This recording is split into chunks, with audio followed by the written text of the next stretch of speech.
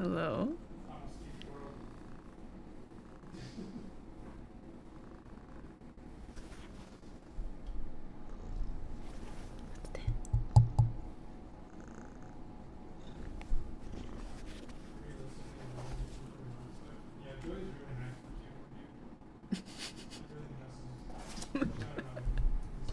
Hello?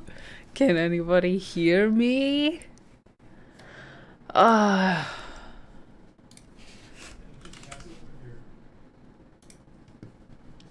Oh my gosh, hi. Oh my gosh, hi. Juna. How are you doing? You're the first one here. Against all odds. Hi. Against all odds, we're here. Live. Magically. No, literally. I've been trying to start my stream. I've been trying to stream for like 2 straight days. And it's fine, and it's finally here. Hi guys. Hi early gang. We're back again.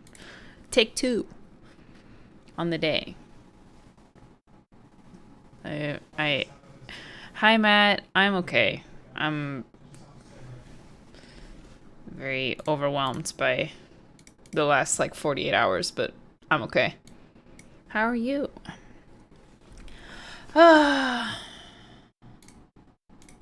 It's been quite a day.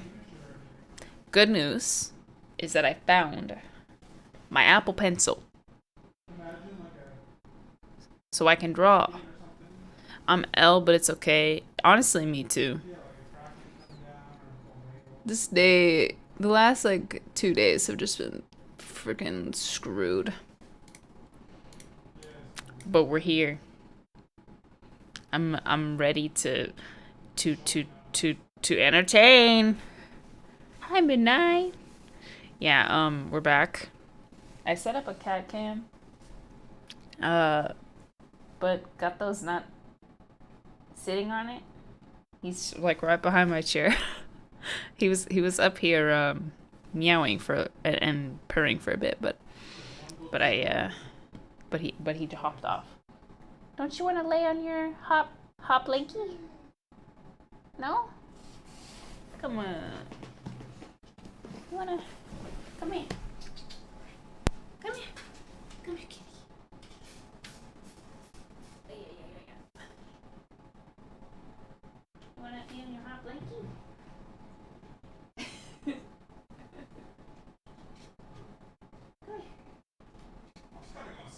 Whoa. Whoa! Ah! He's biting me! Stop! No! Come here. I promise you will like it. Whoa. Hot blankie. Oh! Who is that? Amber, thank you for the raid. Hey, gato.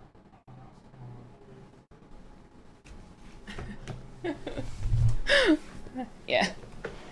I gave him a hot blanket over there, which he seems to be enjoying quite a bit. Welcome, Raiders. You're right on time. How was your stream? How was your stream, Amber? How are you? I'm okay. I'm actually gonna be able to draw tonight, which is great.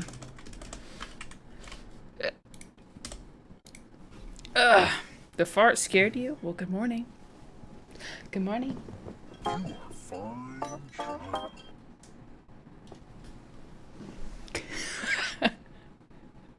He was pretty much sleeping there the entire day.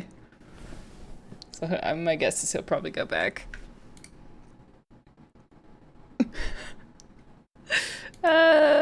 You took my Miss Flitter? I took your Miss Flitter? What? No way. No, wasn't me.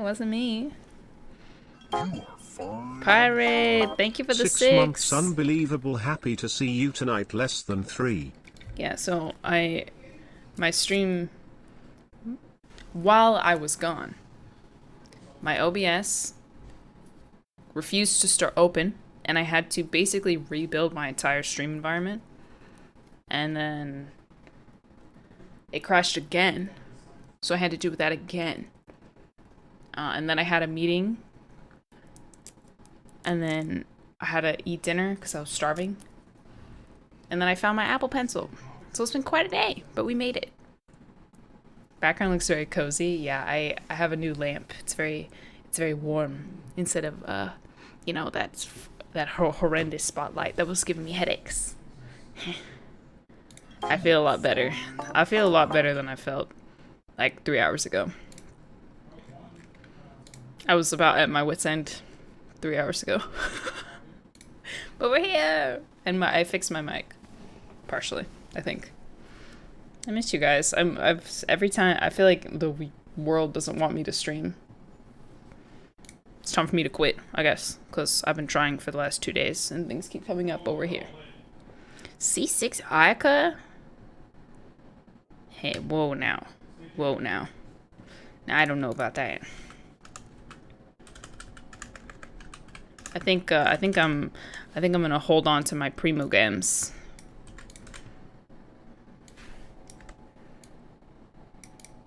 Okay, I'm updating my agenda command. Gaussian resin and drawing progress. Oh wait, I messed it up. I don't know if I'm gonna roll for Yalan. It's all up in the air. This is quite a song. This is left over from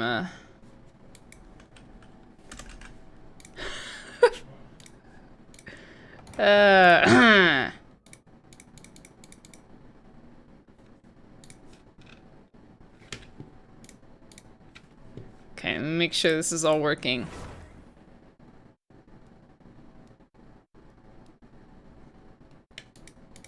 Video game. Oh, okay, I can stream. Genshin Raisin. Wait, did it say Raisin? When Ni no Kuni? I want to play Ni no Kuni, but I'm having some complications with it, so I can't quit. I'm not gonna play it tonight, but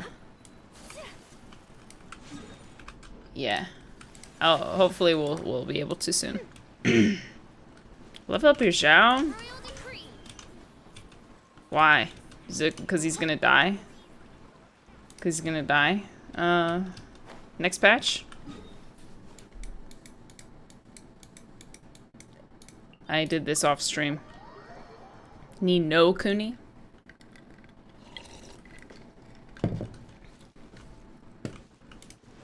Also, I explored this area. I finally, like, did the puzzles over here. And I've been exploring. It's a great game. The jumping is a little weird. I just saw you in Omocat's Twit plushie post comment section. Yes, I will be buying some Omori plushies tomorrow. I should probably set a budget for myself so I don't spend too much. Or I could just, you know. Wait, you want where? Oh, where? Wait, what? You want 10? You want 10? Buy everything? Yeah, that's true. That's true. I could just buy everything.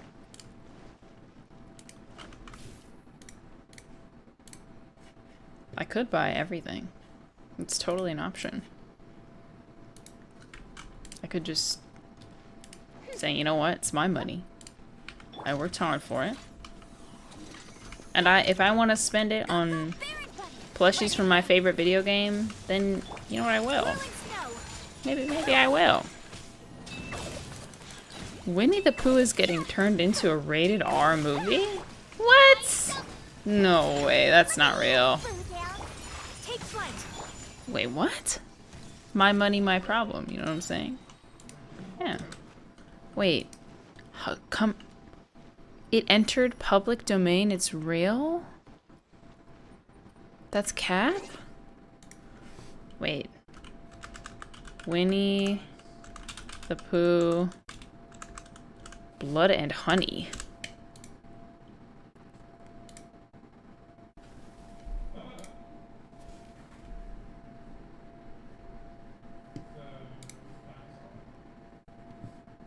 Horror retelling of the famous legend of Winnie the Pooh? Not being done by Disney. Oh, Winnie entered the public domain. Oh! No! No! Get your dirty paws off of my comfort fictional character.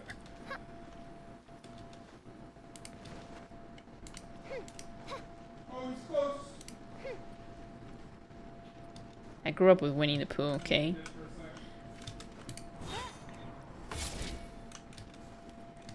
That's cringe. I'm not gonna watch it. Nope. I'm gonna strike it. Are you Winnie, son? Am I dumb? Where are the rest of these? 1,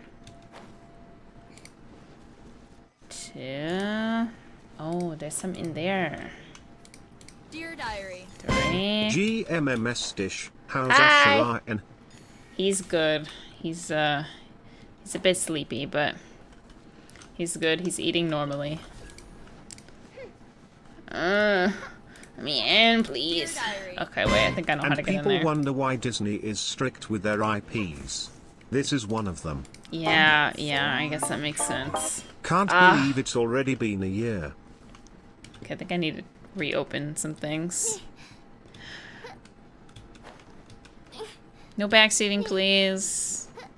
Okay, I really hate the sounds Official makes. Like, I really hate it.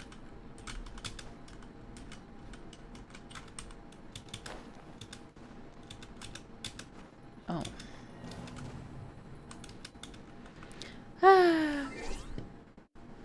Stop backseating.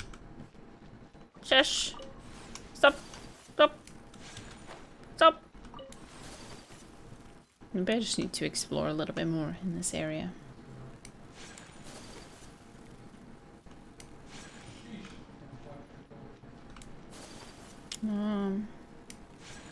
Hey, they took them away.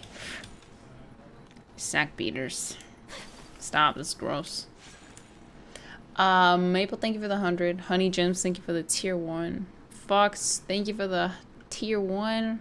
Pirate Sophie, thank you for the 6 months. Keto, thank you for the prime. Paladin, thank you again for the raid. Ayumi, thank you for the year. Thank you for the year resub. Maybe I need to just explore a little bit more. Happy year, Ms. Dish. Thank you for all the fun streams and inspirational chats. Here's to many more. Another English love. year. Another year resub. Been watching you for a few months but just recently got to sub. Wanted to say how much you and your streams make me happy. Smile. Have a nice day. What the heck? It's so wholesome. It's so wholesome and kind. What's gotten into you guys? Historia, thank you for the year. And Picasoni, thank you for the resub. Thank you so much for the kind words. Blueberry, thank you for the 4 months of Prime. Chat being wholesome? Keck wait. What's Ni no Kuni? I keep hearing about it. It is a MMO. That's from Netmarble. It basically it's partnered with Studio Ghibli. So it's very, very pretty. Very, very pretty. Asher's our emotional support.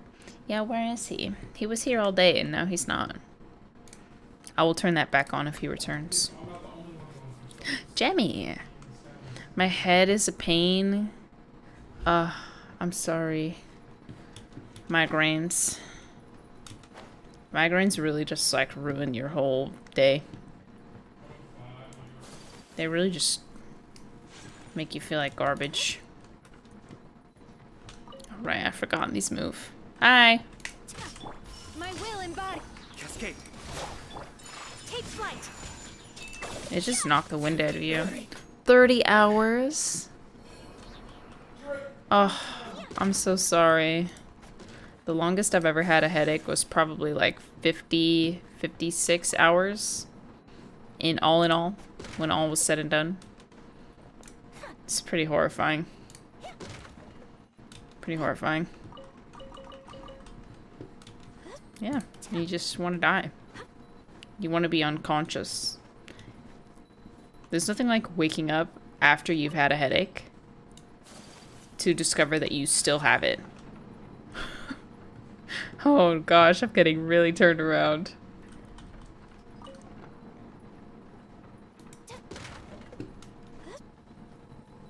I'm sorry.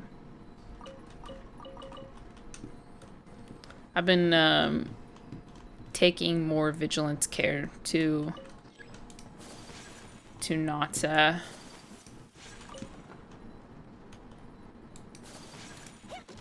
I see. Now this can move that way. Vigilant care to stop staring at the screen the moment I still stuck. Feel like I'm starting to get a headache. Okay, now you can move, right? Yeah. Because it's just like, it's not worth pushing through and then feeling like garbage for like so long. It's just not worth it. Take the chronic pain in my legs and stomach to a consistent headache. Yeah, because it's like, it's your face, it's your head. It's like, oh, I'm back where I started. This is literally, this is literally a maze. Ah. I'm sorry, Jaden. I really do hope it goes away soon.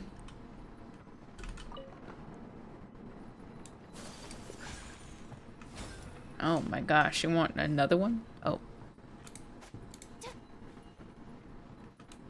Okay. To go over here. And then back. And then back. And then back. Oh my, almost a year. Rexes! Thank you for the 11 months. Man, y'all crazy. Fancy seeing you at this time. Yeah, after much consternation and difficulty, I'm finally alive again. But yeah, I want to practice line work today. So as soon as I'm done with Genshin stuff, I'm gonna do, I'm gonna watch some line art videos and then I'm gonna draw. It's been so long. I literally haven't drawn anything for like a week and a half. Sawyer it's because I just read Sawyer's name. Asher has taken up all of my attention. Hello, what do you want? These remains are beautiful. Art stream! Line art is a struggle. Oh, good. Sounds fine. I feel like I'm doing my best with line art, but Take your true form. I don't really know how to. I don't know how to make it like clean. Well, it looks cool. Aye. Gian.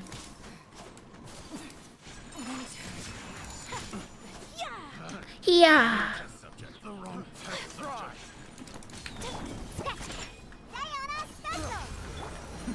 Have you guys watched any Star Rail beta yet? Oh, that's it. That was quick. I feel like I probably missed some chests in here. Maybe I should take another gander around. I saw some cutscenes on Ant's stream. Interesting. I'm not sure. I'm not sure if I'm gonna be into it. The turn-based. I don't know if turn-based is really for me.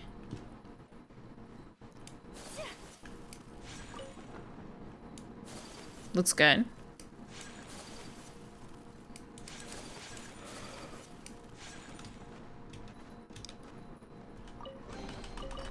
Wow, thank you. Isn't this where we did the... Isn't this the same domain as that Shikitaishu event? Looks similar. The music is good. How's your Ayaka belt? Pretty standard, like, artifact choice. 4-piece blizzard. Pieces. Jade cutter. C0. 788. It looks gorgeous. Copy paste. Love the stream vibes today. I feel like it might be subconscious because of my cameras so warm.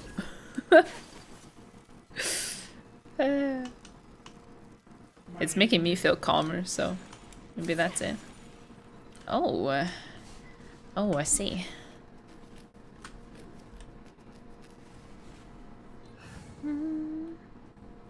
Last time I talked to you guys, you're gonna pull for Ayaka. So how's the character? She's fun. Her trailer made me want her, and I have necessarily her newest trailer, and I have definitely not regretted it.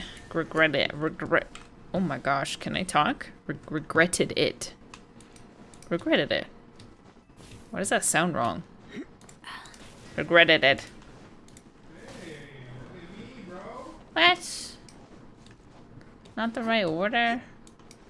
What the heck? 1, 2,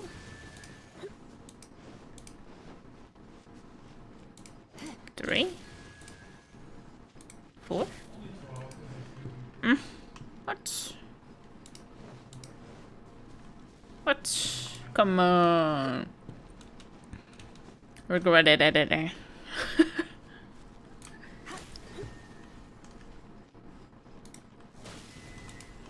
Maybe it's out then in. Eh. Beep. Oh. Out then in. Oh. Okay. Oh.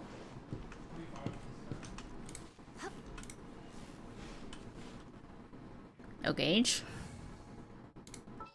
What art program do you use? I'm using Procreate. I trust you. What? That's all it lasts? Come on. What? Joshua has not been having a good time in Valorant the last couple days.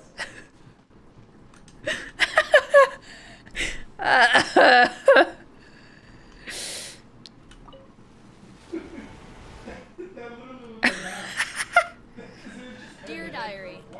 Procreate is just better. Oh, Hi, yeah? Dish. Much love, smile, LOL, Joshua. Sir Gratavius, thank you for the 100 bits. Today just sucks. Amen. Today has been just a freaking nightmare. I'm laughing, but I'm crying. It's been a long time since I've, like, nearly cried out of frustration. I almost cried out of frustration today.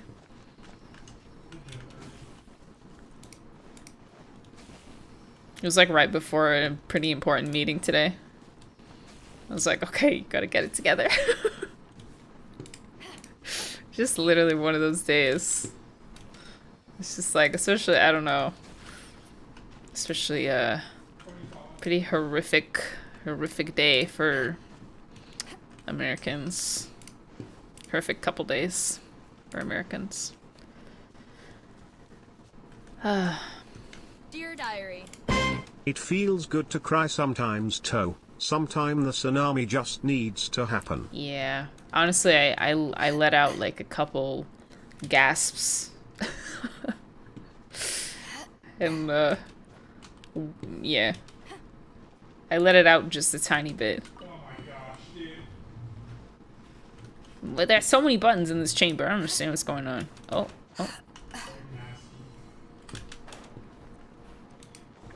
Yeah.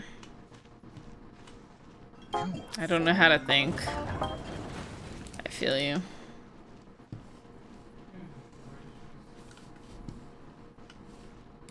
Okay. Okay. I'm just opening things. I feel like that was open before.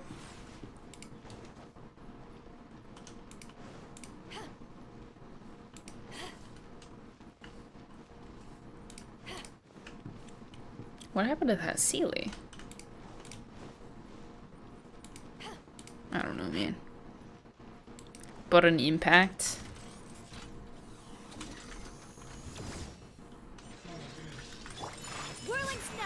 I don't want to deal with you right now. 20 months. I feel old now. Hi dish, hi chat. Jazz! Thank you for the 20 months. Maybe I just won't. Maybe I just won't do it. How about that? What are we gonna do about that? 28? I got everything I need. Goodbye. What if I just don't?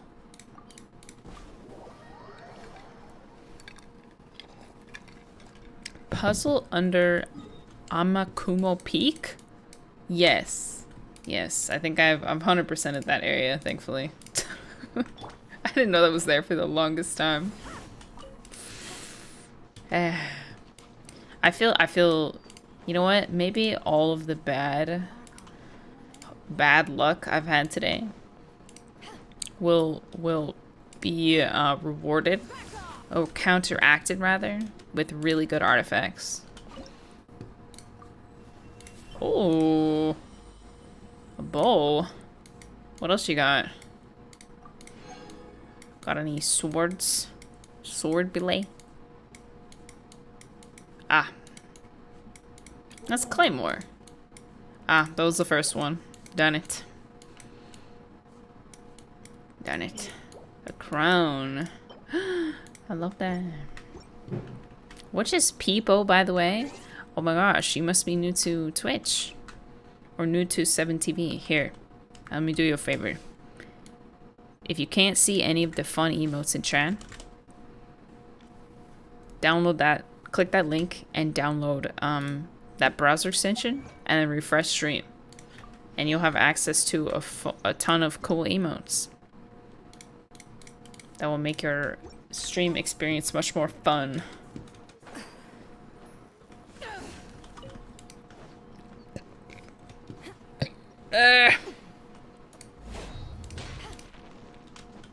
Unofficially sponsored by 7TV. I wonder if they would ever do, I don't think they would ever do sponsors. It's too niche. It's too niche of a product. But I would happily be a brand ambassador for 7TV. They could just send me like a hat or something. Or a beanie. I'd wear a 7TV beanie. Finished my exams. Congratulations!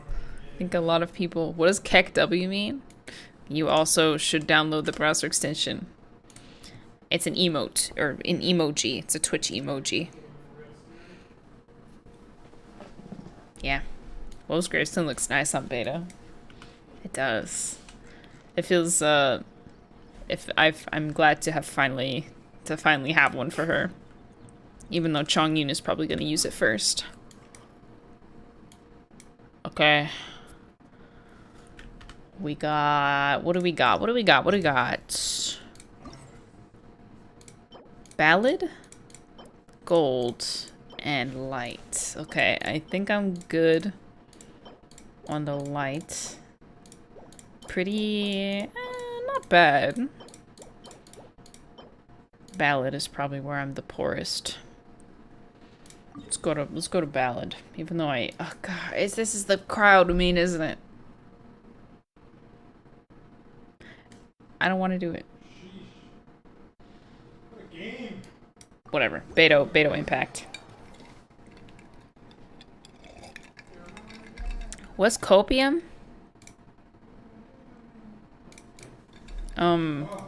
It's another emote.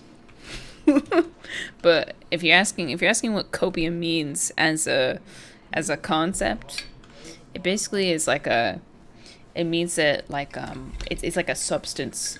Copium is a substance that you suck down when you're trying to cope with a circumstance.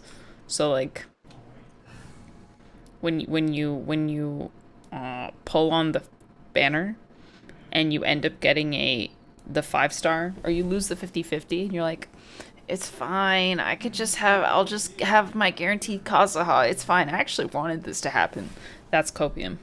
That's copium. Alright, Beto. That's copium.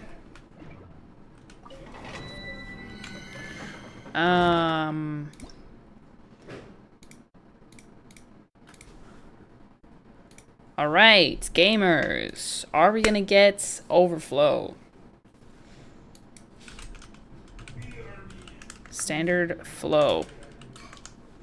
Overflow means maybe like gold book. Gold book? I don't know. We'll judge it. We'll judge it when we see it. Me with C1 gene instead of Raiden. It was fine, really. It's fine. It's fine. I was gonna redeem some copium points, but it's gone. Yeah, that's because I've parted ways with G Fuel. So, not repping their products anymore. No hard feelings. Just exploring different. We just want different things. We just want different things. There's a possibility I'll be launching a tea, my own tea, and coffee, other caffeine products that are all my own, me and Joshua. So keep your eyes peeled for that. Keep your eyes peeled for that. Your own coffee? Could it be? My own coffee blend?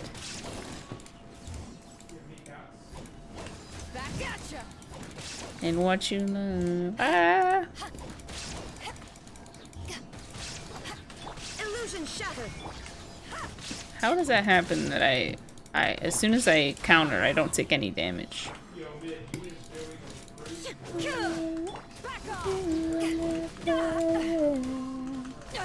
Okay. I hate the stun from Cryo, it's so annoying. There is no escape. Boom, boom. Ding, ding. Bow, bow. Bow.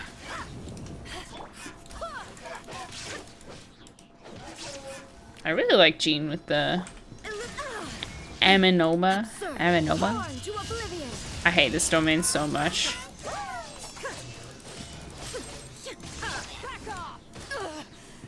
Not to ashes. To ashes! Or whatever she says. Die!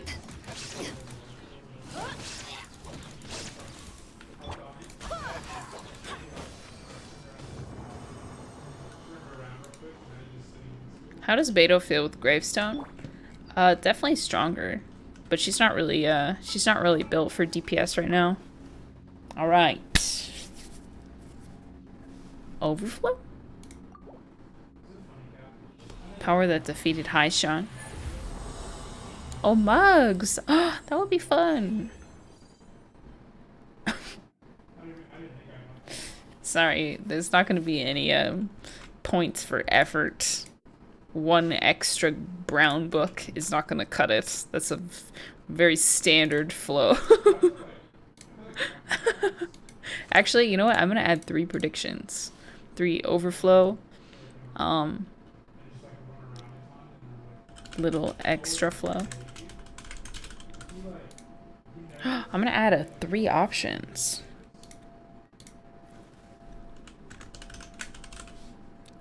Wow, you guys are going to have 3 choices. Overflow. Little extra flow. and minimum flow.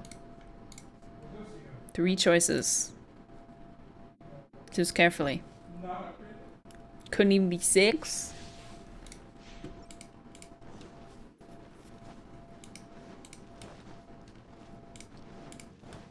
Wow, 3 choices. Well, whatever will you do?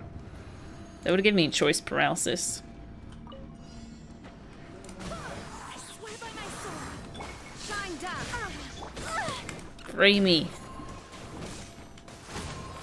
Your grand finale. Alright, here we go. Zoomy, zoomy, zoomy. Power that ended Python. Zoomy, zoomy, zoomy. Back off. Let's go. She's quite fast with Jean and Yunjin together.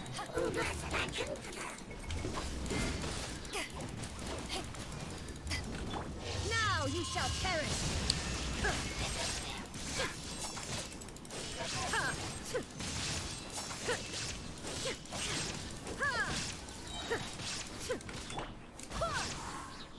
And step.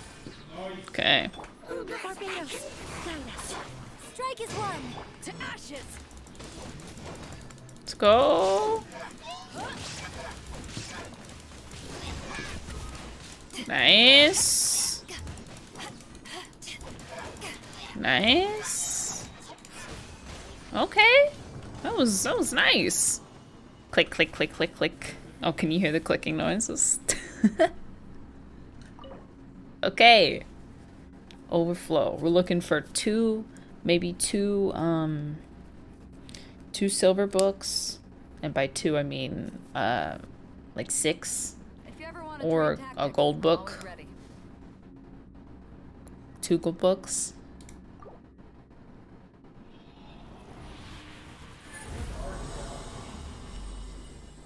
Two golds. 2 golds.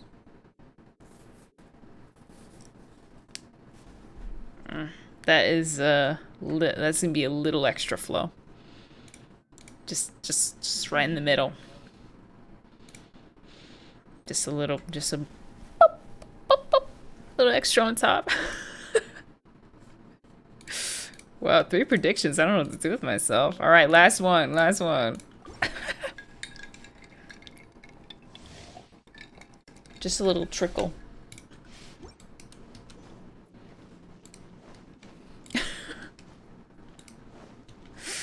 It's like when you sit on the toilet after you peed a little bit, but you sit too long staring at your phone scrolling, so then you pee a little bit more. That's what that was like.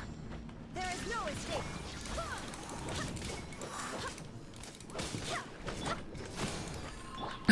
Stop exposing me.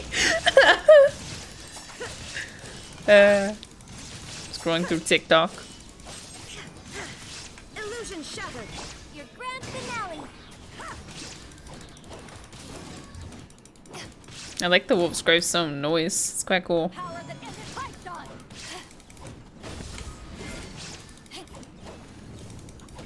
Excuse me? I don't know what to I mean, am I right or am I wrong?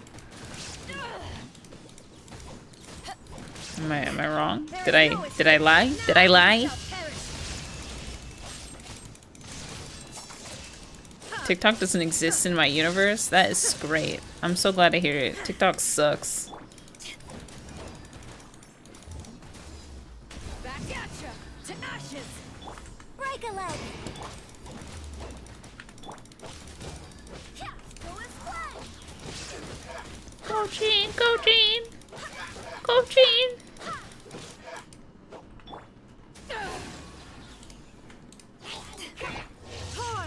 Click, click, click, click, click. Is the clicking really loud? It's not supposed to be.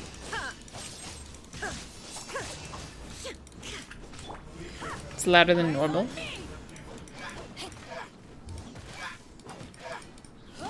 It's not loud, you can just hear it. It's noticeable. Clicking adds immersion. It's really loud. Huh. That's funny. Let's see if I can make it quieter. Genshin is stressful.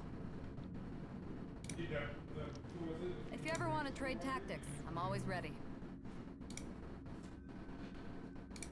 Click, click, click, click, click, click, click.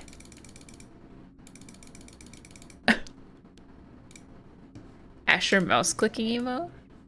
I want to add more emotes of Asher. It's gonna be a while. I know some people like the clicking noise and some people don't. If I put it up here, you won't hear it, I think. Or more intermittently, you'll hear it.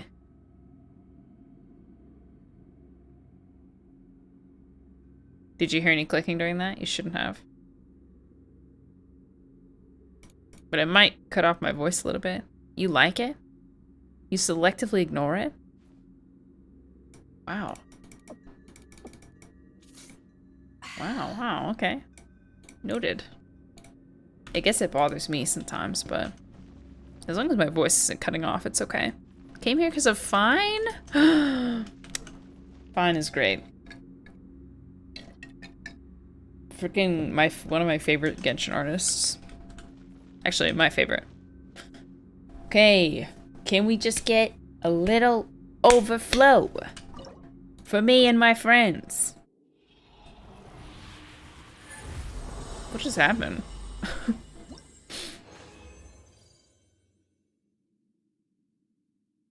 Okay, so that's a gold book. 3 guides to ballad, and then 5 teachings of ballad. Is that overflow? I would say that's a little bit of overflow. That's it. That's not like crazy overflow, but if we didn't have the gold book, that would be 6 ballads, 6 guides, and 5 teachings. Overflow doing the bare minimum? I don't know. Is that a little bit? That's a crazy amount, copium. 24 crit. 20. Yeah, it's 24 crit value. Yeah, I'm gonna say that's a little extra flow. I saw the gold and I tried to gaslight myself into believing that was overflow, but it's nothing crazy. It's just like that little bit of pee. Yeah, exactly. Exactly. Alright, it's fine, because we're gonna get the goods at the peak of Vindagnir. It's fine. Janox, thank you for the— oh my gosh, thank you for the 20 months of tier 3. My guy. Janox! Foggy hat time. Oh my gosh, it's been forever. Oh, it's right here. Nyoshi has redeemed Froggy Hat time with 69,420 points.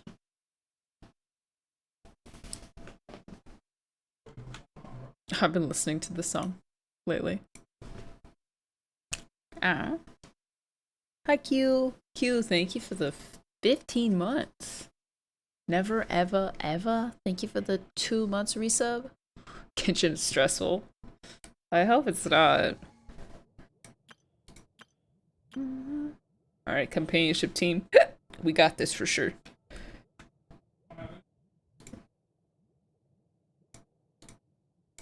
Okay, prediction going out. I'm so excited to draw. It's been so long since I've drawn. I forgot how to do a song request. Exclamation point SR with a YouTube link. That should do it. You knit yourself a froggy hat? Are you proud of me? I am proud of you. I tried to knit. Or did I knit or did I crochet? I think I crocheted. No, I knit. I knit my friend a... I kind of remember the motion. Yeah, that's knitting, right? I knit my friend a... What's those things that people wear around the neck? A scarf. A scarf for my friend in high school. It took so long. Don't hit me! Don't hit me! Ah! It was quite fun. Rest for the wicked. Oh my gosh.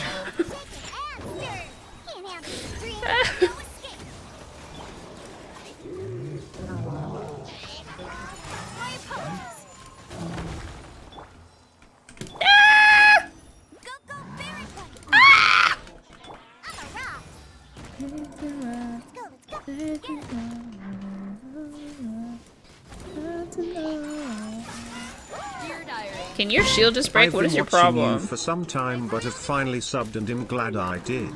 Thank you for everything, Dish. All the love. Honey, thank you for the, thank you for the 100 bits. And, for the sub. No, no, no. Absolutely not. That's cheating. It's cheating. Thank you for the sub. Eh.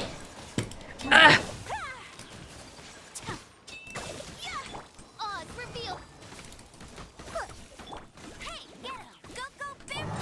Ugh. I'm being silent because I'm trying to decide if I want to tell you guys a secret. Maybe I have a little secret. I'm not 100% sure about it. Yeah, cryo v cryo. Anything for companionship. Well, now you have to tell us.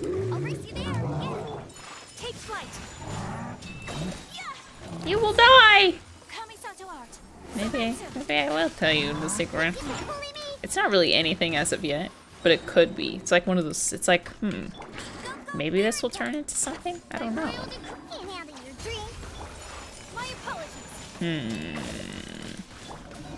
So, I got a, gosh, this is insufferable. I'm gonna have to use a stronger team next time. I got a care package in the mail yesterday. So my meeting today was with my YouTube partner manager. That's basically there to help me grow my YouTube channel. And like help me with like algorithm stuff and help me with just future planning. Which is cool. But the day prior, I had received a care package from YouTube Gaming. So I thought that it was him who sent it. My YouTube partner manager. So I showed it to him. And I was like, was this you? And he was like, no, actually that wasn't for me. It was so... I'm wondering if, so if you don't know, YouTube Gaming is the term for like, basically YouTube's streaming service. YouTube's Twitch competitor.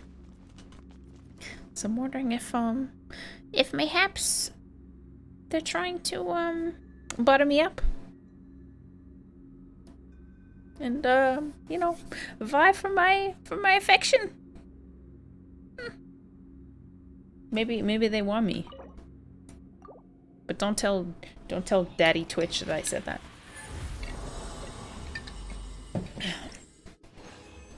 Are you gonna jump though? I have no idea. Different scent? Wow. Good stuff. I don't know. It's hard to say. Oh wait, I meant to switch teams. This team is insufferable. I want to draw. So this team is so painful for this domain. I just need a different DPS. I can bring in my other three. I just need like a not cryo DPS. Utel, where are you? Send one, send them all. Okay. She can hang, right? Yeah. That team is torture. It is torture. But this one should be able to handle it. I'm sorry for abusing mod privilege. Mod privilege? I didn't see it. A lot of big names have left Twitch for obvious reasons. That's very true. That is very true. Oh, Kali Gnome, here's your headband. Bunk. A lot of big names have left Twitch. Dear Diary. In quick succession. Ems Tish, I'm going on a date on Friday and I'm nervous. Oh gee. Noah, good luck. Remember, just be yourself, okay? To be yourself. Don't worry about like being the perfect version of yourself for anyone else, because the person that you actually will want to be with is gonna like you the way that you are. Okay? No escape. Oh my gosh, he rocked.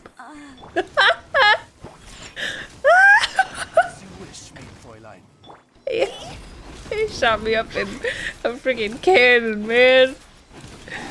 Dude. Tiano, help her. I don't even think I have any. I don't think I have any revival items. I don't. It's okay, we'll just go to the tree. She got clapped. Okay, please. Give me some cryo. No escape! Different sets? Oh, what's that?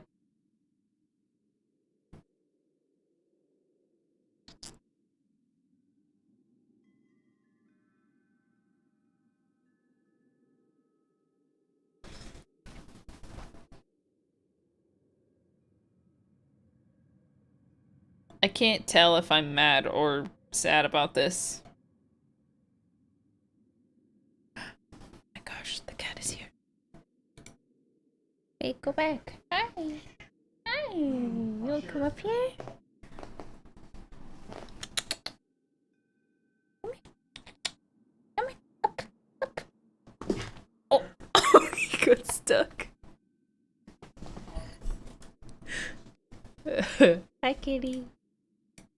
Hi, kitty.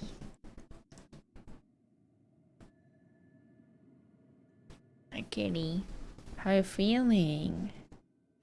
He's been on taking his medicine, so I know he feels a bit better. But he's still coughing a lot, so. How you doing, buddy? Dear Diary. That's a good piece, dang.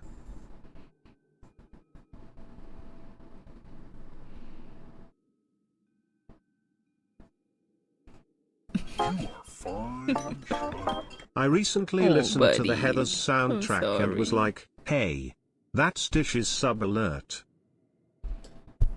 He's purring. He's purring.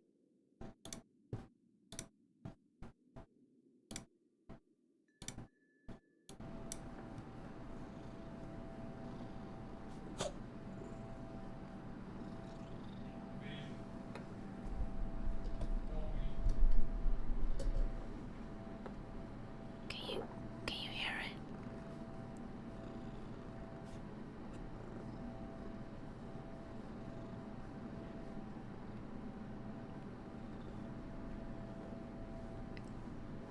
Hi, Asher.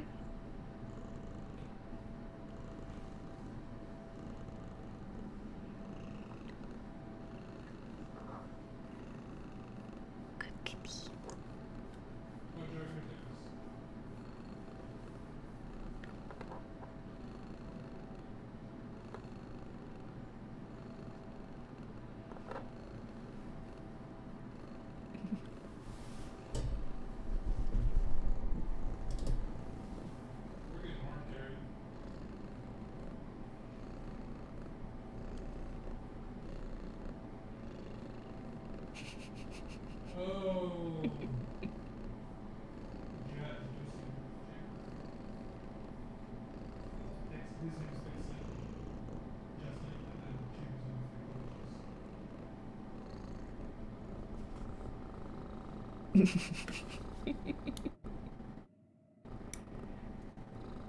He's very happy. He's very, very happy.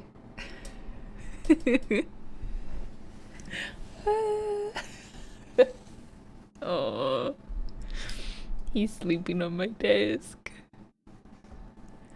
I would listen to that on repeat.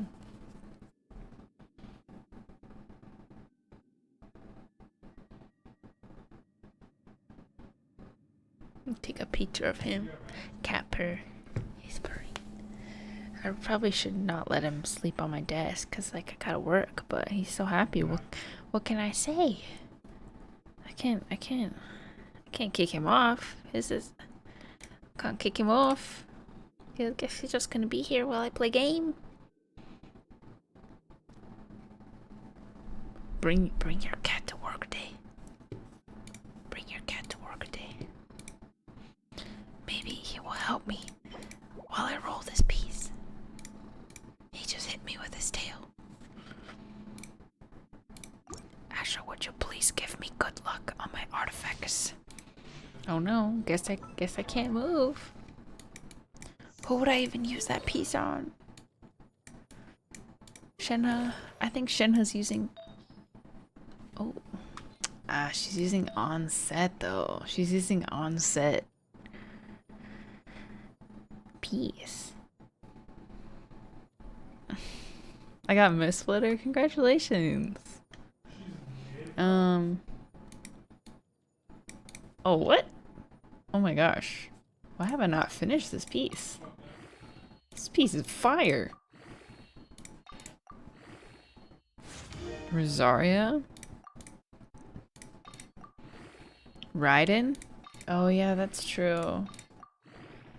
I think she's also using an on-set piece though, which is unfortunate. This is such a good Shenhe piece. I actually can't believe I didn't have it leveled up. Okay, buddy. Wish me luck. Let's go! Dear Diary. Attack Goblet can actually be good for Ioka since Missplit it gives so much elemental damage bonus. That's the problem though. That's the problem though, is that I'm not using her with Miss Splitter. I'm using her with Jade Cutter.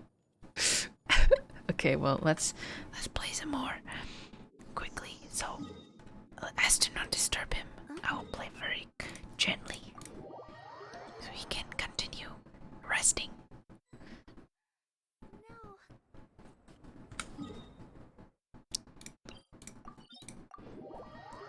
If only poor Ayaka.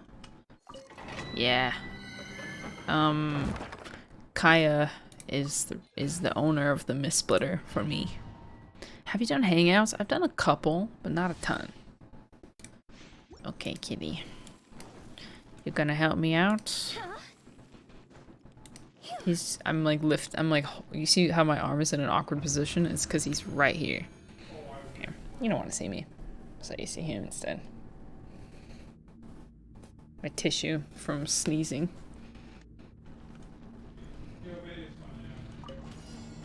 Look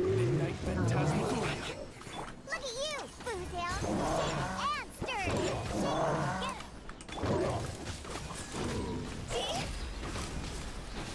He's watching.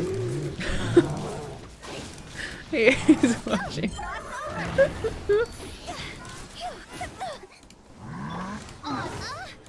Again? Is no home for a princess. Ow, what? Again? How many times am I gonna clap one of my low? No home for a princess, you know. Must learn what Mama is doing. Okay. I forgot about the prediction, I'm sorry. He's Ash, are you touching the buttons? Whoa. Whoa.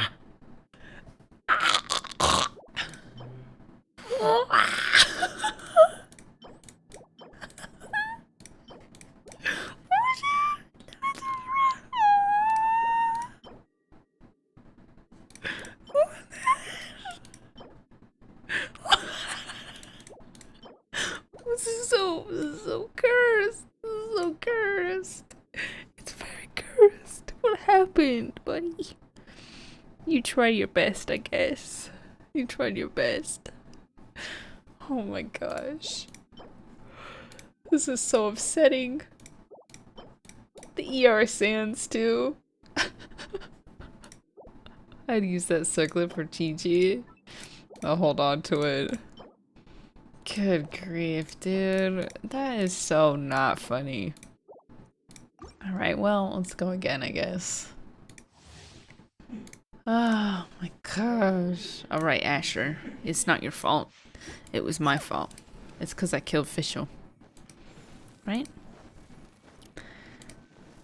Copium says it's a future character for a future character. Fischl's dead. It's fine. It is not a problem. All I need is Hutao and Diano.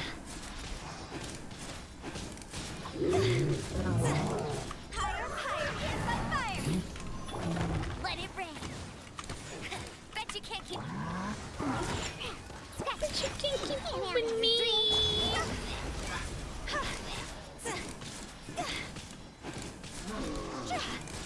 Alright, Asher, we got this one for sure. This is gonna be a banger piece. No question. No questions. Cat's name is Asher. Don't check the 4-star, please. I have to. I have to. You're touching the buttons? Ooh. Man. Man. Okay, it's fine. We'll go again.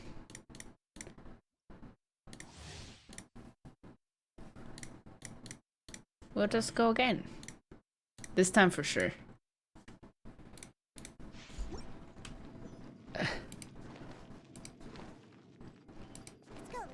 Okay, Asher, you and me. I checked the 4 stars for pain. For pain. To make myself stronger. Look at you. No one escapes my sight. To increase my tolerance. I am farming for Cryo Kaya at the moment. Is that your stream deck? That's your stream deck? Don't. Oh gosh. Let it rain. That's your stream deck? Oh no. Oh no. Nope. Nope. Absolutely not.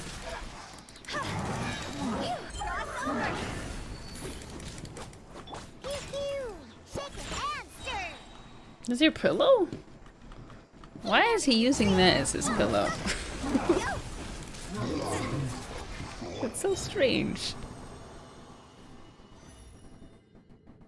So strange. Overflow for artifacts? Oh my gosh, that's amazing. That would be so fun.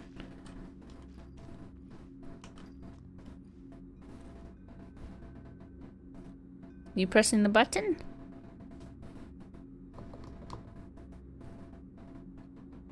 Huh? That would be an amazing event. You get like double the artifacts.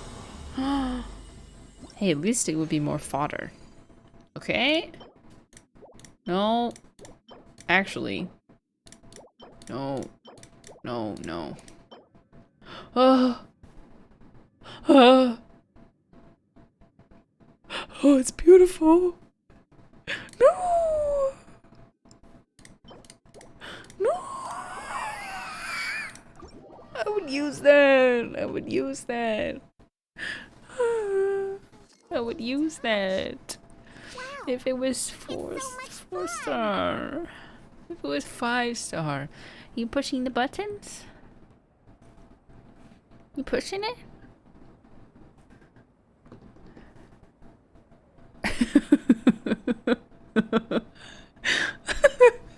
Why are you licking my finger? Why are you licking my finger? Ow! Don't bite me, stinker. No. You don't. Hey. I'm just showing you the buttons. Don't bite my finger. Stop. Stop.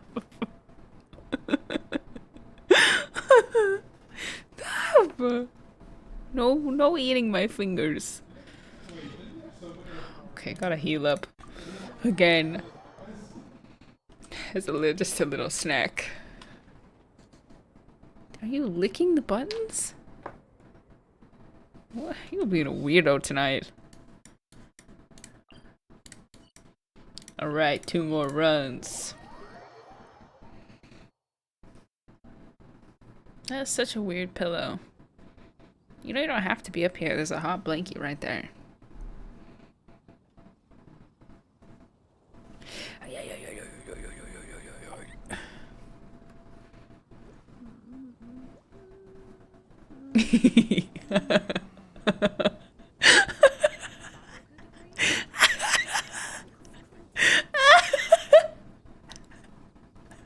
His face.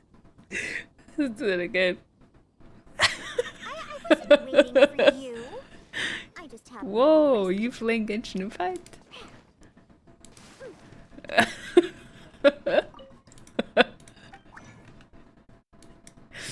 Oh gosh, I'm just really happy he's feeling better.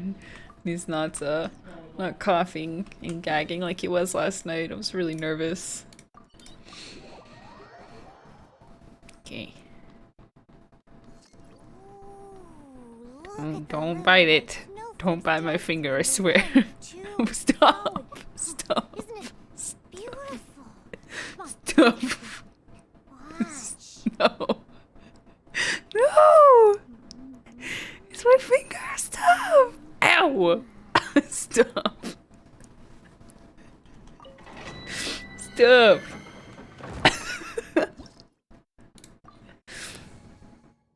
I swear if you bite me right now. That was a different set, right? The last one was a different set. Actually, wait, I think I can do this. Stay there. Ay, ay, ay, ay. Oh gosh, I haven't used a webcam in an eternity. Oh, wait, this cam can be on me. And this one can be on Gacha. Ah! Stop! Stop biting me! Stop. It's only this hand.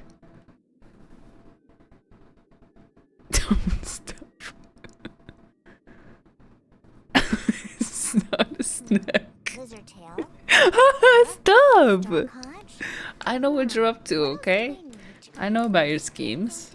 I know about your schemes. Actually, maybe I should put the camera here. So that... Oh, I have an idea. Oh shit, I don't know if I can. I can put it here. Yeah. If possible. Oh. It has piqued his interest.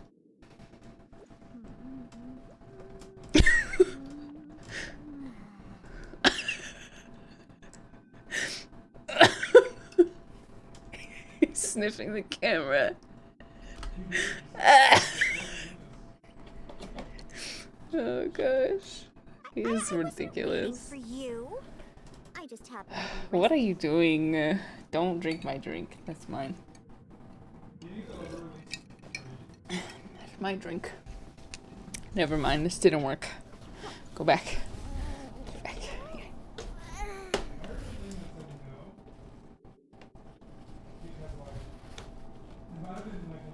Oh gosh, I don't know how to use this anymore. Don't drink my drink. Stop.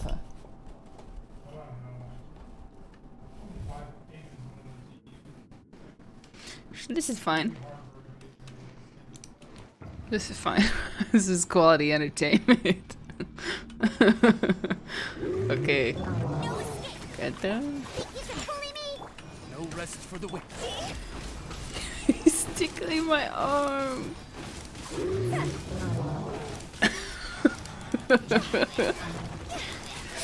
Gonna lose my right finger this morning. Oh no! Oh no! Not again!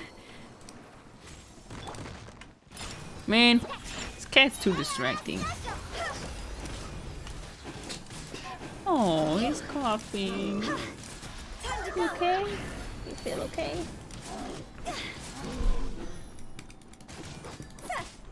Okay.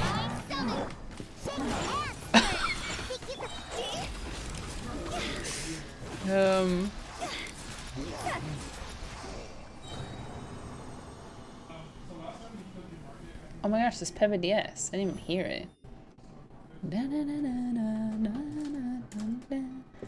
I can't keep moving the cam around every time you move, buddy.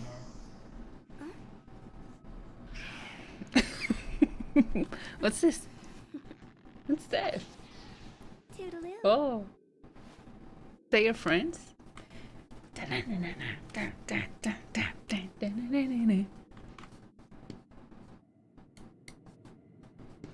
hey, hey! That was different set, right? Yeah. Alright, last prediction. Before I end. I'll blast it for you guys, I promise. Luca, Amber, thank you for the 100 bits. Sleepy Shadow, thank you for the 2 months. Noah, thank you for the 100. When the sun's out, He's bathe watching in the Pepe sunlight. Diaz video. But when the moon's out, bathe in moonlight. He's watching, oh my gosh, he's watching the little Pepe's dance. He doesn't know what to make of it.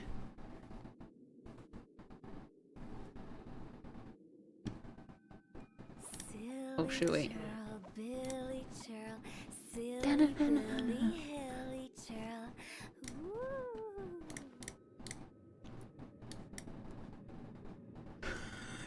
He's watching the Pepes. Okay, ready?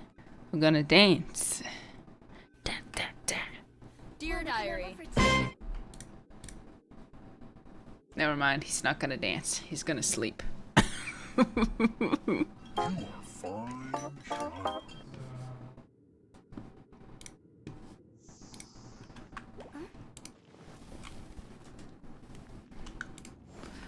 Da, da, da. Please, I need a good piece. Okay? No? Okay, hopium. Hopium. Oh my gosh, we have one more. No, no, no, no. Da, na, na, na, na. Same set, let's go! Little Pepe. Good job, guys. You did great. Alright, this time for sure. This time for sure we gotta... For sure we got a banger piece incoming. We're gonna get a crit damage circlet. With crit rate, energy recharge, attack percent, and elemental mastery. That's right, that's what's gonna happen. Mark my words. Midnight Phantasmagoria. Can you just die? Dear Diary. No problem. Banger banger banger. Also, peep the 5090 on a damage. I know, right? She's crazy. Thank you for the 100. Crazy Poppin', thank you for the tier 1 sub. Hey Wolf, thank you for the 100 as well. 100 biddies. Alright, Asher. We got this one for sure, right?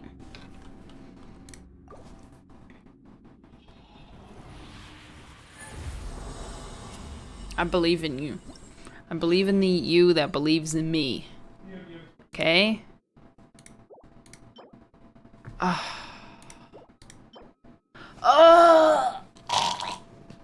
No. No. No. I can't do this anymore!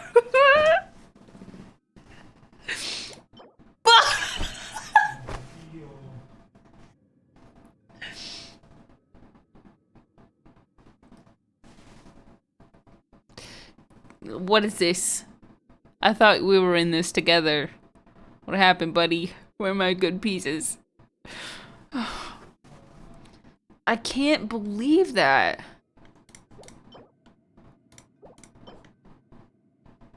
Man, I feel like this is such a Twitter moment. Like what? How? Why you make me wanna? Why you make me wanna suffer like this, huh? I'm tweeting it. I'm tweeting it. I'm taking this to Twitter. And no one can stop me. Yep. Nobody can stop me. I dare you. Try to stop me. You can't.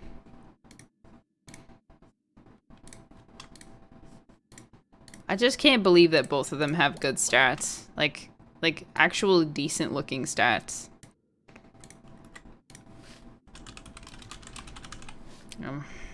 Sounds about right. Twitter, it's me again.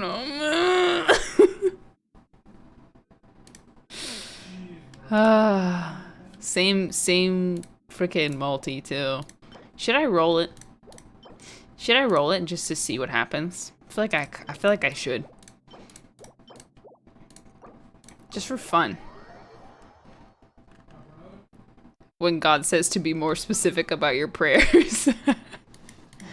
Sorry, I guess I wasn't being specific enough. The fact that it could actually be better than this is kind of hurting my soul, as far as, like, stub stats goes.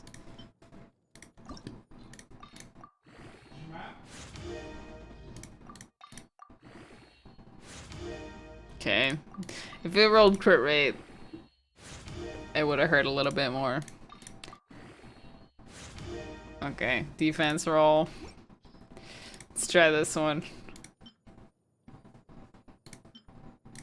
I just can't believe that. Take it. Where is it? Crit rate. Defense. Wow. I can't. How did that? He's cute. Yeah, he's been sitting up here for a while. He just wants to be in the action. Does he like Genshin? Yeah, he's watching it. You like Genshin Impact? You like it? He keeps trying to eat my finger. Stop. I got my cat cam. Well, nice. How'd you get it working? On 4 FPS? Can I just scratch your head a little bit? Nice. Copium impact. Stop this madness. Listen, I have to know what happens, okay? I gotta at least try, you know? I think I got a... What did I get? A feather? Or maybe a flower? Oh, is he departing? Imdish flower. Oh, did he shut the door so you can't get out? Is that upsetting to you?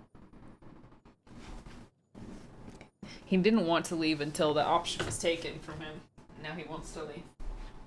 Alright, go ahead.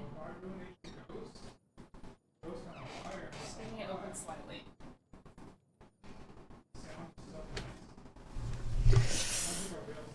Just give some rolling luck. like artifact rolling luck? I don't think I can. It's a trap!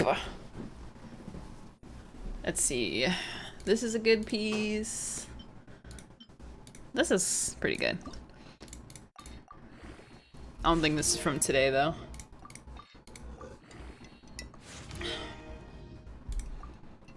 Okay.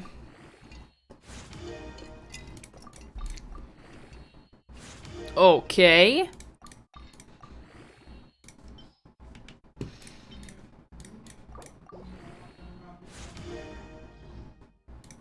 Okay.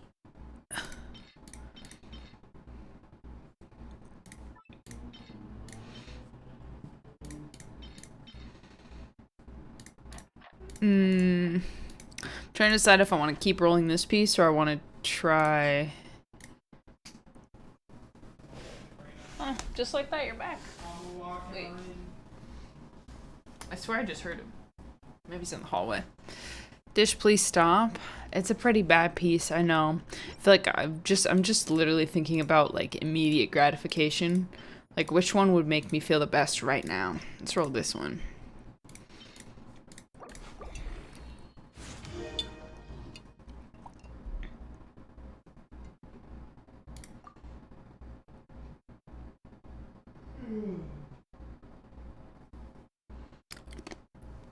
Okay. Okay. I feel like my brain just lagged, but... Okay. That's 20... 26, 27? 27 crit value and 8 attack? That's not bad. I feel like I could find a place for that. It's not amazing. I'm just surprised that anytime it adds a crit stat, I'm just so shocked.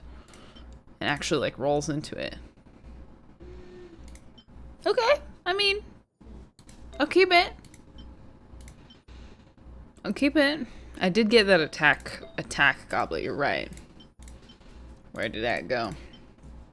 This I should try. It's usable. How do you calculate crit value? So it's basically crit rate times 2 plus the crit damage. So it's basically to balance out like what the crit would look like if it was, if crit rate would look like if it was crit damage or something along those lines. Okay.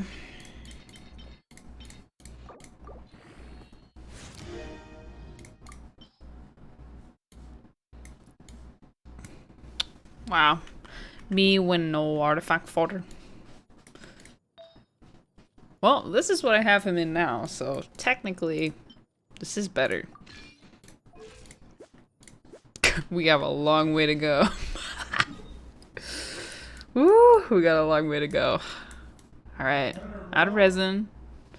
Did the events. I think I'm done with Genshin. I'm done with Genshin and I want to start drawing.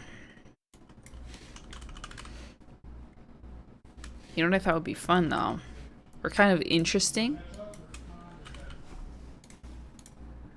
It would be interesting. Is if there's a video from, it's called, where is it? 16 Leo. I don't know if you guys are familiar with 16 Leo, but he posted a video essay about Amber Heard's confusing testimony. Now, 9 times out of 10, I skip through any content related to the Amber Heard case because it just gives me like anxiety to watch it in real time. But watching a good video essay where someone can mock it, that sounds fun to me. That's like palatable for me. So as I'm saying this, I'm just now remembering that I forgot to set up an art screen. So I gotta do that real quick. It's gonna be kind of dank, but it is what it is. Okay. Prediction hasn't closed? What was the answer? Was it? I think Asher jumped up onto Joshua's desk. Okay, brief intermission while I figure this out. Hold on.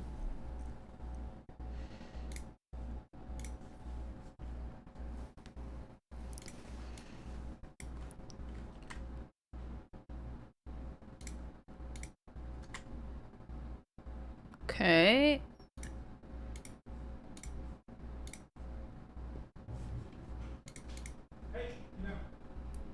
What the frick? Who queued this Bonafide Premium ad? Oh my gosh. Shall I give points? Yes. If you can, that would be awesome. Okay, give me a minute while I set this up real quick.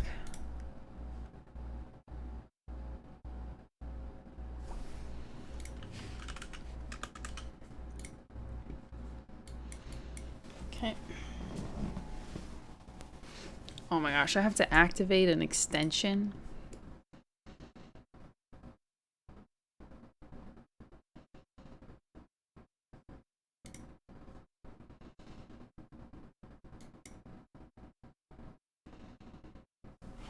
Ugh.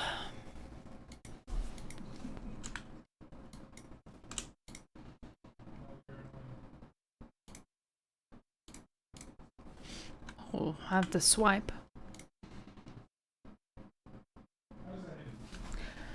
Oh, why did I forget to do this offline?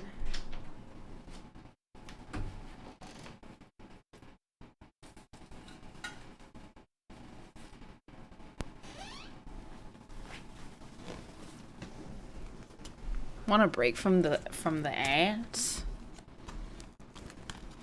I've actually never had. I've always had Spotify Premium because when it first launched, there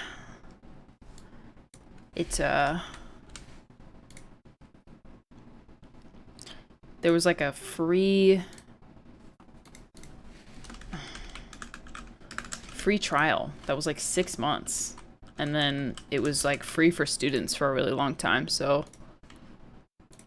I didn't have to I've never known not having premium. And this is so worth it. Can we see the card? Oh, that's awkward.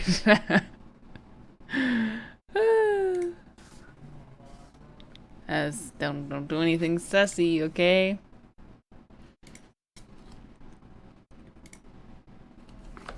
It's okay, I don't think you could see something with that dank camera. One-time code.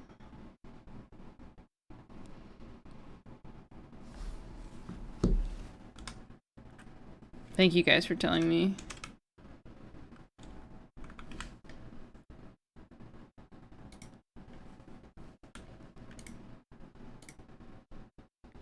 Saw nothing in 720p. Okay. Alright. Activated. Some programs. iPad time. You gonna draw with me, Asher?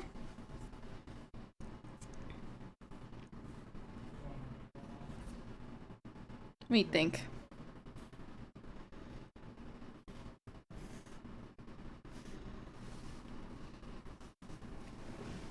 Kitty.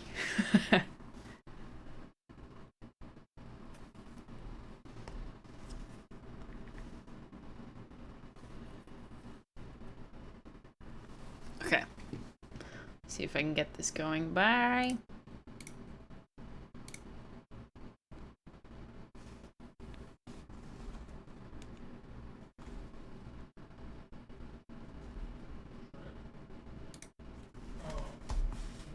Okay, I'm kind of sus.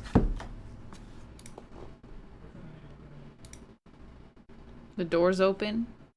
And?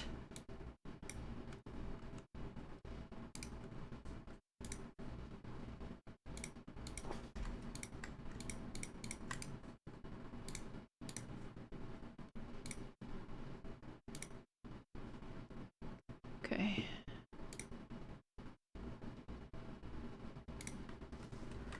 Oh gosh, this is taking forever. I had such a cute setup, do you remember? It was so cute. Okay.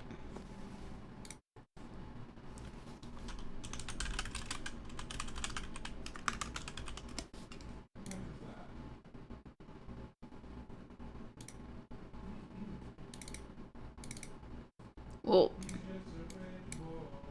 Okay, getting closer, getting closer. We're gonna go window capture. Oh, okay.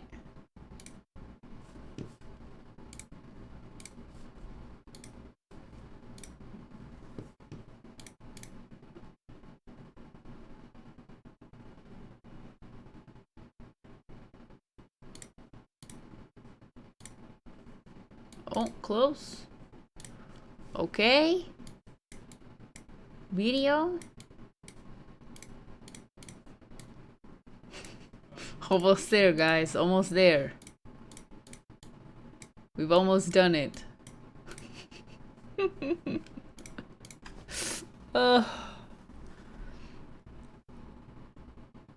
You guys like building stream? BTS stream? Okay. Air server. Okay. Stretch it out.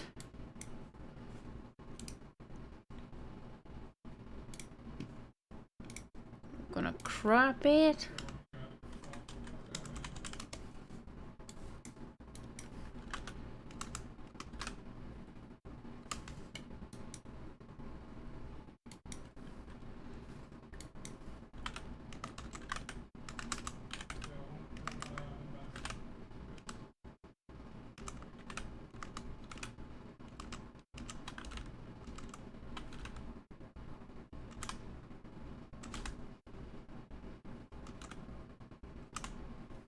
Okay.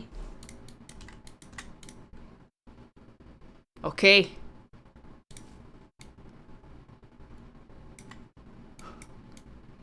Okay, 10 years later, we did it! Whoa! Okay.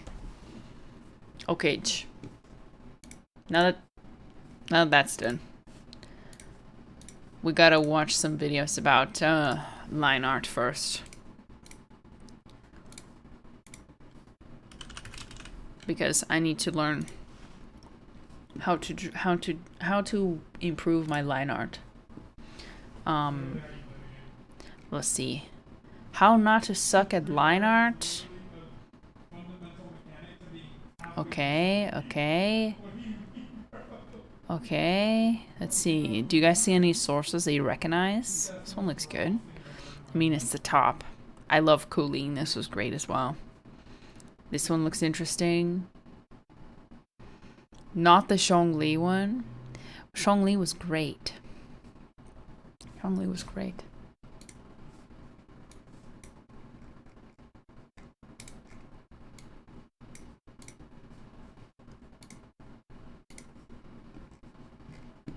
Da, da, na, na, na, da, na, na. Okay. Let's watch this one since it's the top one.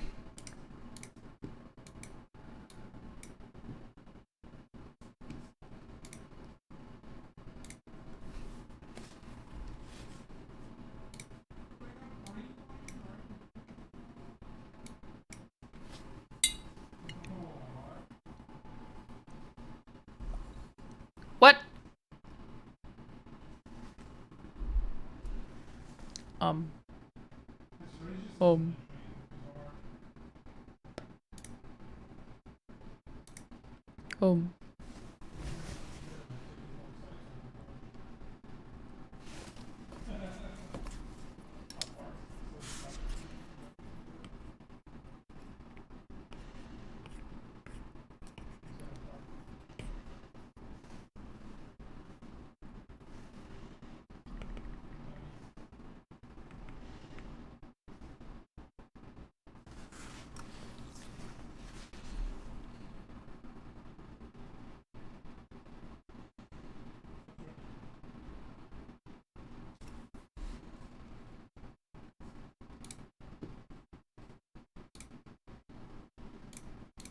Okay, let's get into the actual video.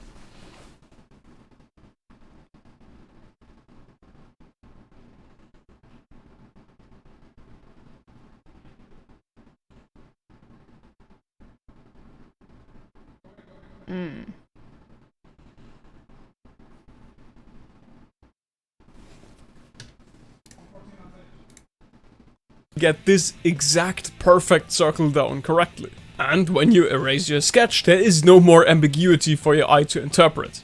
So, what can you do to avoid this? While sketching, you already need to have your line art in mind. So, before line arting, try erasing your sketch a bit so that you have an easier time when it comes to following the outlines. That way you already have a clear path that you just need to follow. You can just use an eraser for that, but I always like to use my eraser pen for this. If you're interested, I have a complete list of all of my art supplies on my homepage, so if you want to pick up the same ink, liners, or my eraser pen, just take a look at the full list at drawlikeasir.com. Now that was a neat little trick, but what about the 3 other reasons why your line art sucks so bad? I'll just list them off all at once so we can get along faster. Basically, there are 3 things that make your sketch look good.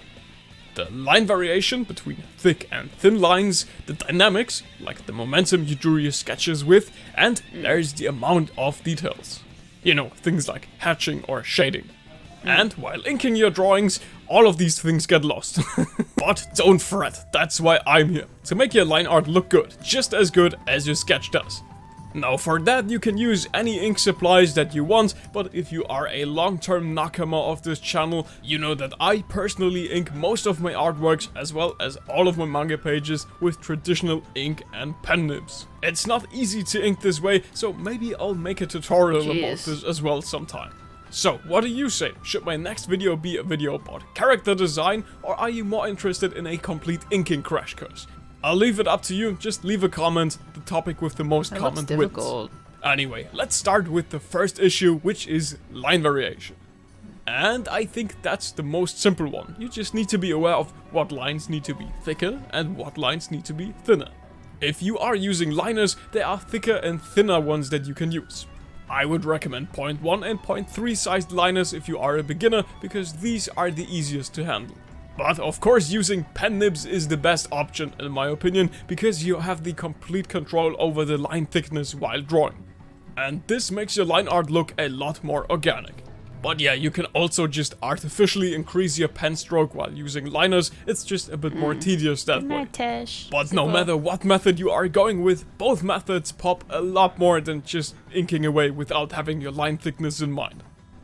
Interesting. I think dynamics is something you don't even notice when inking, and I can show you what I mean in one simple example. These lines are inked very slowly and carefully. You can basically feel the insecurity coming from this one a mile away. And these lines right here are drawn off the cuff, which requires a lot more confidence and vigor. This is especially true when inking hair. Maybe you did watch my video on how to draw hairstyles, in which I mentioned that you needed to have fast pen strokes for drawing hairstyles. But of course this doesn't only apply to your sketch, but also to your line art. If you don't ink it the same way, your lines will still end up looking wobbly. Bottom line, try inking with the same speed that your sketch was drawn. But pros don't ink like this! Yes, even pros ink like this. But since you don't believe me, I'll prove it to you.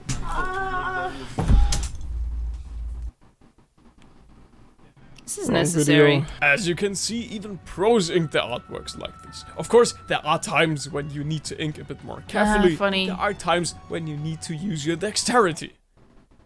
I mean vigor. And with that out of the way, let's take a look at the last point, which is inking your details. Now this is kind of a hot take, but more details in your artwork are generally considered pretty good. I mean, just take a look at how much of a difference details can make when it comes to something like, you know, a face.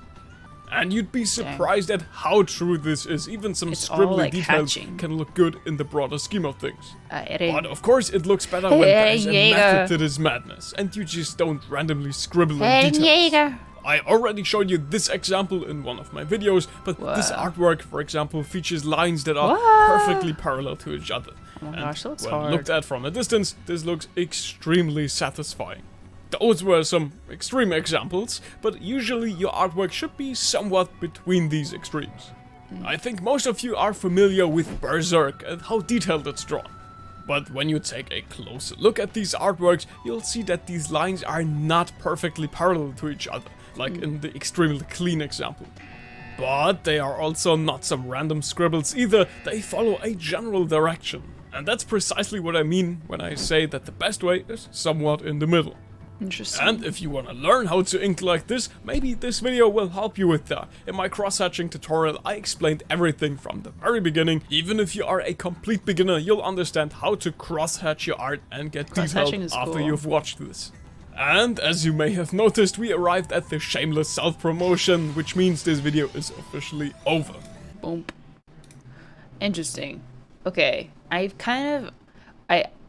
this happens almost every time I try to learn something, is that I'll watch a video that's really complicated, and then I'll watch like a more down-to-earth video, because like he was talking about figuring out how to, like, where to make the lines thicker, and I was like, well, I don't really know where the lines should be thicker. Is it like related to like the weight of the, I don't know. It felt a little bit too much for my brain, so maybe I will watch something else. Also, it's very cold.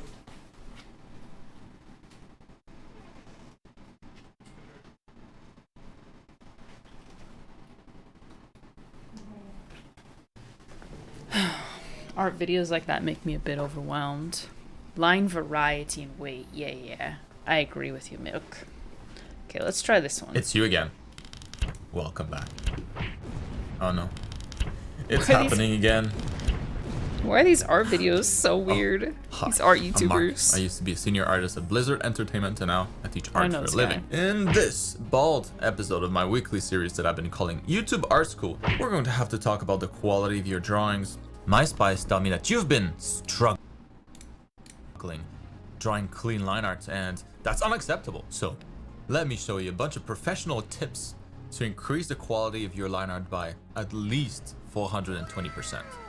That's great value. Uh-oh. Quickly, let's get this class started. Funny brains. Art people equals weird people. That's great. Creative minds. Alright, class is in session. Pay attention.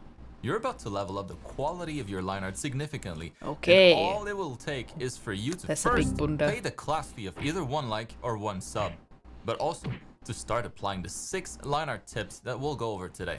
It's Okay. actually pretty easy. 6 line art tips, You'll I'm be ready. quite surprised at just how well it works and just how much better your lines will look after the class. How much cleaner and more aesthetic your drawings will be. These are tips that I find myself repeating to my students quite often, and it always makes a huge difference, so give it a shot. Huge. If you like how I teach, by the way, you can also become one of my students. Go ahead and use the coupon in the description for a big discount on my art program, extended until the end of the month. Alright, let's get right into it. The first 2 tips will be pretty quick.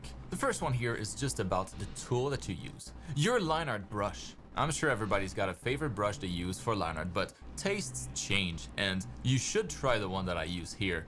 It's literally the best. Even better, you can get it for free in the top right corner of the screen and down in the description below. Now, that's one out of the way. The next thing that you'll want to do is disable line smoothing, or whatever this cursed setting is called in your painting software. Line smoothing kind of stabilizes your brush stroke so that you can magically draw cleaner lines. But I find it's a horrible idea to get used to this. Practice your actual dexterity instead. This way you won't be locked into digital art only. There's no line smoothing with traditional pencils. Ugh, go back to 0. Be gone. That's better. Next, line confidence. Now we're getting serious. I don't A really know how I confident feel line about that. is always more static. What we're trying to avoid What if I here don't are wanna- what I call hairy lines. What if I don't want Basically to? using multiple small strokes instead of one continuous one. To make sure that you can focus on that part, I highly recommend that you always draw your drawings twice. Say what? Let me explain. The first version will be the sketchier version. What I have I here kinda essentially. do. I do And that from here, you'll already. want to just drop the opacity and pop a new layer on top of your final line art. The second time around though, we don't have to focus on the artistic part. The drawing is done. We can relax. The second version is all about confidence and the technical qualities of the lines. Have you To get the seen Jazz's tutorials for drawing? He was recommended to me when I wanted to learn a few years ago, and I remember them being pretty digestible, though I never ended up practicing enough myself as I was in school at the time and studying took up all my free time. I have not. Jazza. I'll write it down. Yeah, I don't know how I feel about turning off smoothing. What if I got shaky hands? What the then? best lines, and it might be a little bit counterintuitive, but I recommend that you do quick strokes, not slow, using the entire arm Quick in your strokes. motion, not just the wrist. And don't hesitate to undo if the brush stroke isn't quite on point. As you see me work, I do a lot of that too. Strokes. At this stage, it's very tempting to turn on smoothing, but resist. Get used to having full control over your lines. People And as you said get it's better, been 4 you'll months start to already. notice that your use of Sheesh/tie Control Z for everything happens you less do in and this less. love/also Discord very based. Alright, thank you for the 4 months. Now, drawing the same thing twice might seem like a lot, but some people, like a lot of the more old school manga artists, actually draw things 3 times. They have an even sketchier Bruh. version at the beginning. I personally think that's a little bit overkill, but all of this to say, if you only draw your drawings once, you're likely leaving a lot of quality on the table. Do what the pros are doing instead. Alright, that's done. Line confidence, check. Next up, we'll look at line shading, or how to shade and suggest volume with lines alone. What? There are 2 types of scenarios in most drawings for which you should be able to use line shading. I like And you can cooling. see them both in action here on Kami's boots. I think you'll agree that this shape is pretty clear, kind of like a cylinder with softer edges. But what makes it work? I could have drawn a line here to give volume to this cylinder, but that doesn't nearly look as good as suggesting the volume with a few lines instead. Using lines this way is particularly useful when the corner is not a hard corner. I often do something similar to kind of fade my line away when the detail of a surface becomes a little bit more subtle, when a full line would be too much.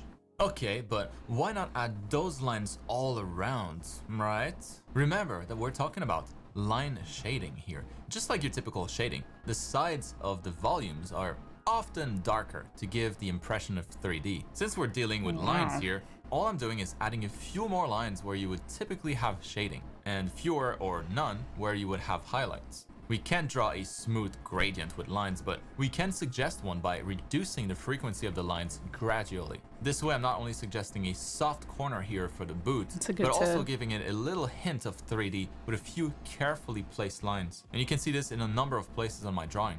Très bien. Moving on to line weight now. Line weight is really just how bold the line is. It's one of the most important tips today though, because it applies in a number of different ways. Line weight is kind of like paragraphs in a book.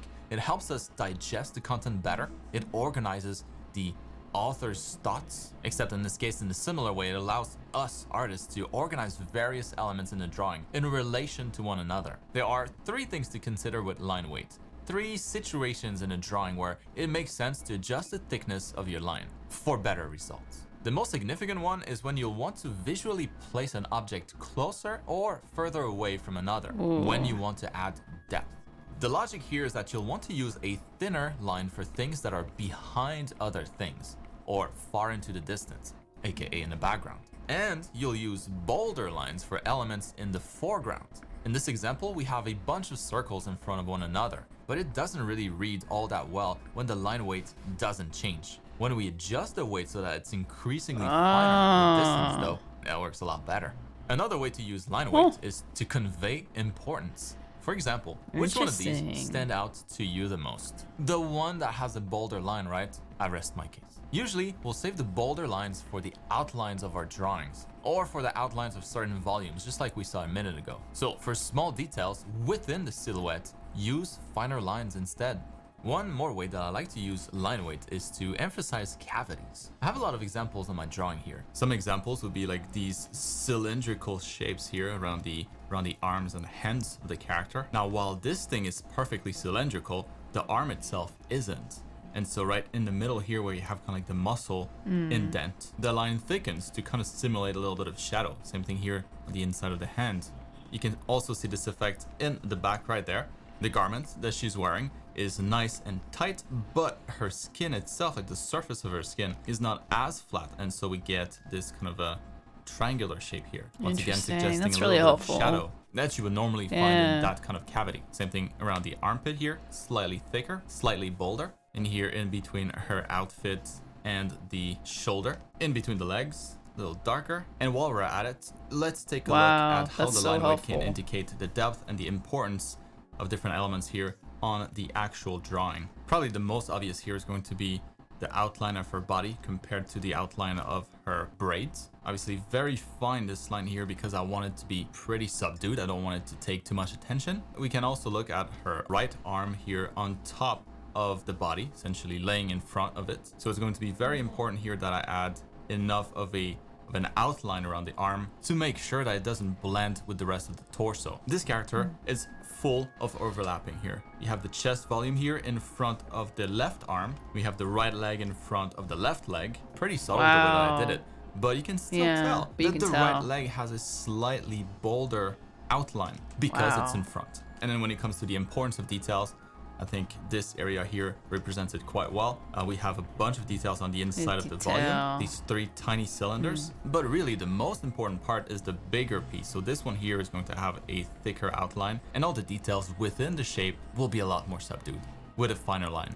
All right, moving on. Check, check, check, and quadruple check. And finally, line style. I think the easiest way to explain this one will be to show you the difference between a line with no style and one with. Can you spot the differences? How about now? I think it's maybe a little bit easier to spot the differences, but the one that is done is the one on the left here. The one on the right still hasn't had the pass. And you know, you can look at the lines here. All we see are nice, clean lines.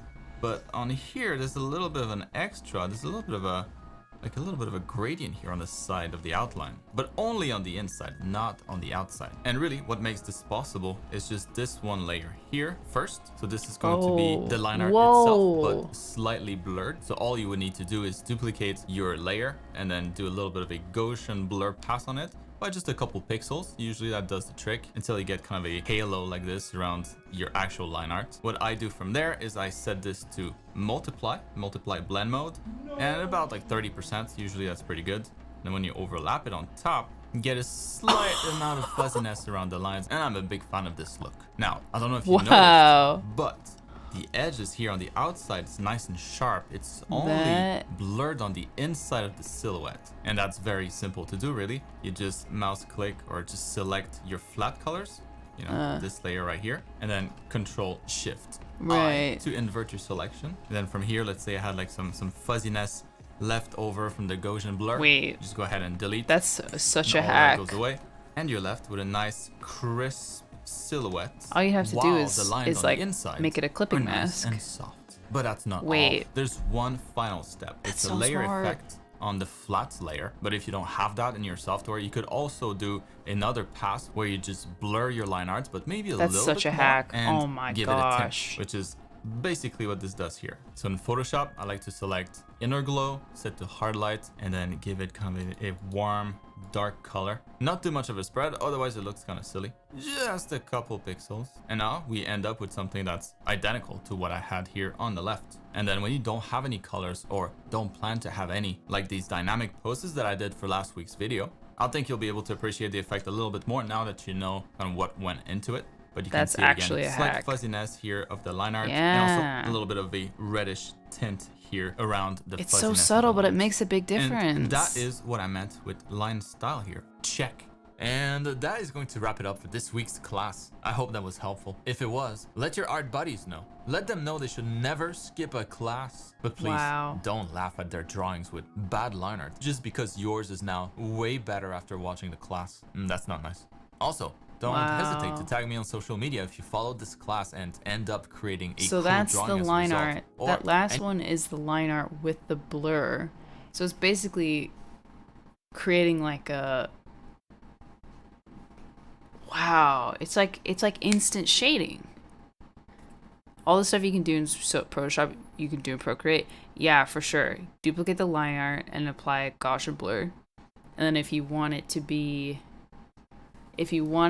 only inside, like internal, all you'd have to do is make it a clipping mask on the line art. Oh my gosh, that's actually nuts. It's so easy.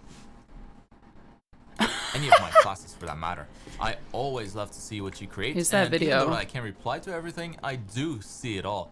And I often try to retweet or post in my Instagram stories. I think I might just sketch because I feel like I need to get sending some extra traffic your way. I also read all the YouTube comments, so if you have any... Yeah, wow, okay. That is so helpful.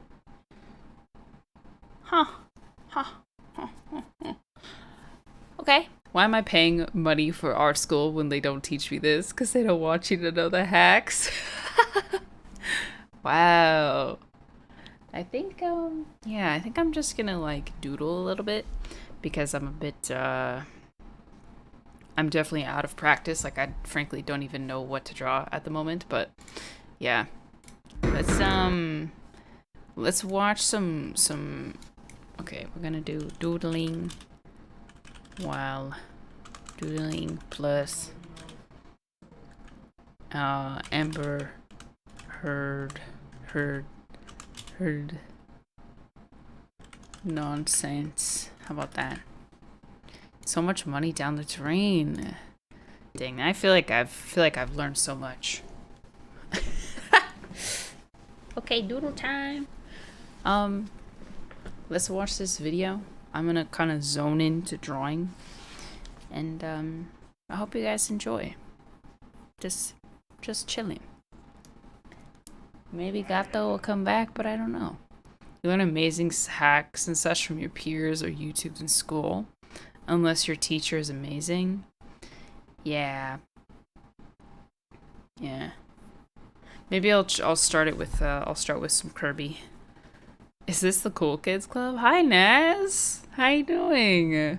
Draw Asher. I probably will draw Asher. I'll send some pictures to myself. Okay, let's do it.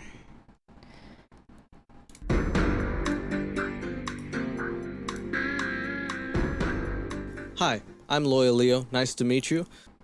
And today I am taking on the world famous case of Depp vs. Heard. That is right, Johnny Depp vs. Amber Heard. And today I will be focusing on Amber Heard's testimony. I work pro bono. But anyway, if you like this video and stick around by the end of it, do subscribe and share it with a friend. That way you will help my pro boner to grow. Crap. Boner.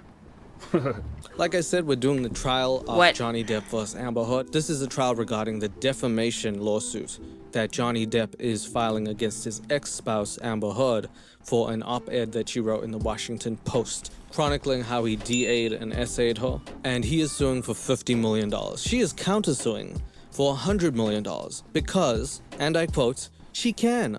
And this is a wild case. I've never seen a defamation case before. Now, again, as I said, I wanted to focus on Amber Heard's testimony. And with that being said, I would just like to issue an apology before we start.